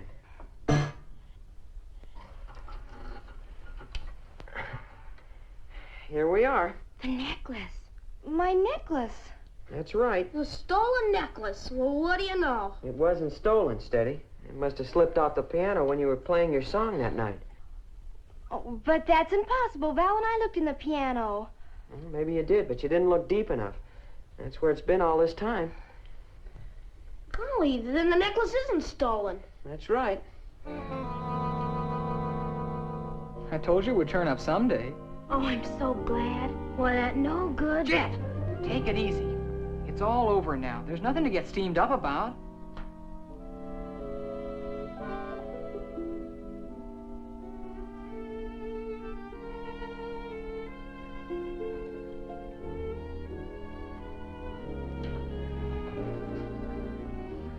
I guess I owe you an apology, Annette. I'm sorry, really I am. That's all right, Laura. I don't know what I could have been thinking of, making an accusation like that. You were a new girl, and you were the only one left here in this room when we went out to supper, and, well, I guess I just jumped to the wrong conclusion. Well, that can happen to anyone. Well, is it too late for us to be friends? I'd like to be your friend if you'd let me. Try me. I'd love to. Thank you, Annette.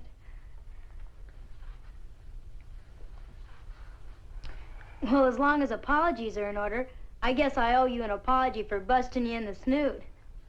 I had it coming to me. You sure did. Then there's no hard feelings? You want to shake on it? Sure.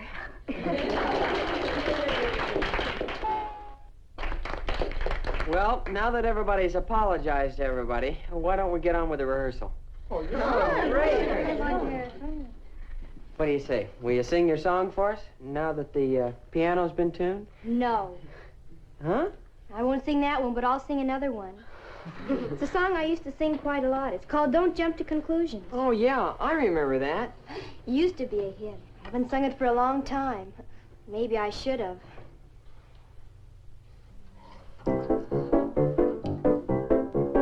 Don't jump to conclusions.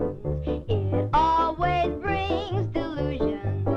So be careful, gals and guys. Take this tip and you'll be wise if you want to minimize confusion. Don't jump to conclusions. Now, in the city where I lived, I had a careless friend who started across the street so happily. He thought because the light was green, no car would cross his path. Oh, but that's where he was wrong, unfortunately, because he jumped and got contusions by jumping to conclusions. So be careful, gals and guys. Take this tip and you'll be wise if you want to minimize confusion. Don't jump to conclusions. We had a country square dance and a dozen village boys asked by cousin Kate to take her there. But Kate, she waited till too late to pick her date because she thought she'd rate the local millionaire. She jumped to conclusions and shattered her illusions. So be careful, gals and guys. Take this tip and you'll be wise if you want to minimize confusions. Don't jump to conclusions. You've heard about the race between the tortoise and the hare, and how the hare lay snoozing in the sun. Well, this is the exception to our rule, 'cause Mr. Hare, he should have kept on jumping till he won. He should have jumped to the conclusion. I don't get it. That's confusing. I'm just kidding, gals and guys. What we said before was wise if you want to minimize confusion. Don't jump to conclusions. When a problem comes to you, take your time and think it through. And whatever else you do, don't jump to conclusions.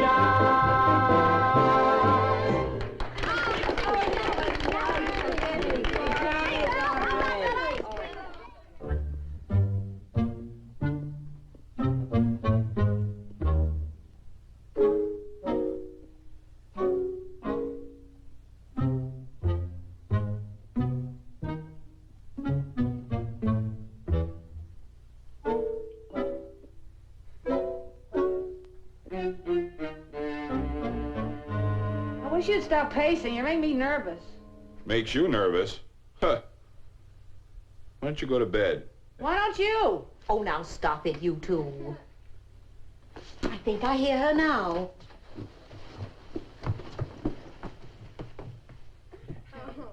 She's laughing.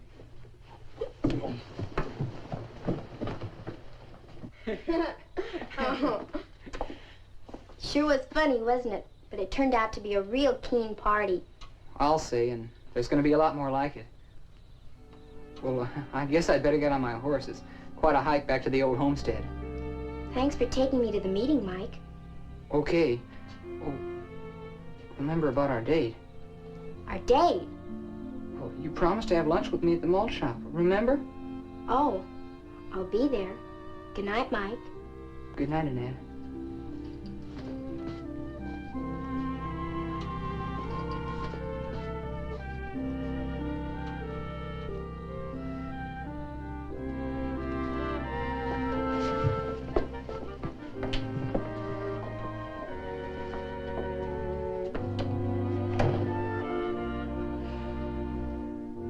Oh. Well, how did it come off? Oh, I had a wonderful time, Uncle Archie. We found the necklace. It was in the bottom of the piano. And Laura apologized, and Jed apologized, and we're all friends again. And I'm going to have lunch with Mike on Monday. I'm so happy. I'll be doggone. Oh, Annette, I'm so glad. Well, now, this calls for a celebration. How would you like a nice glass of warm milk? Well, that would be swell, Uncle Archie. Well, don't stand there sniveling. Go get it. Katie, you heard me. Go. Aye, aye, sir. About time she showed me some respect. Should we have it in the library? Do you mind if we have it in the kitchen, Uncle Archie? Not at all.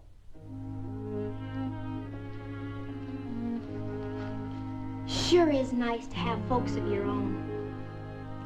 It's pretty nice to have a niece of your own, too.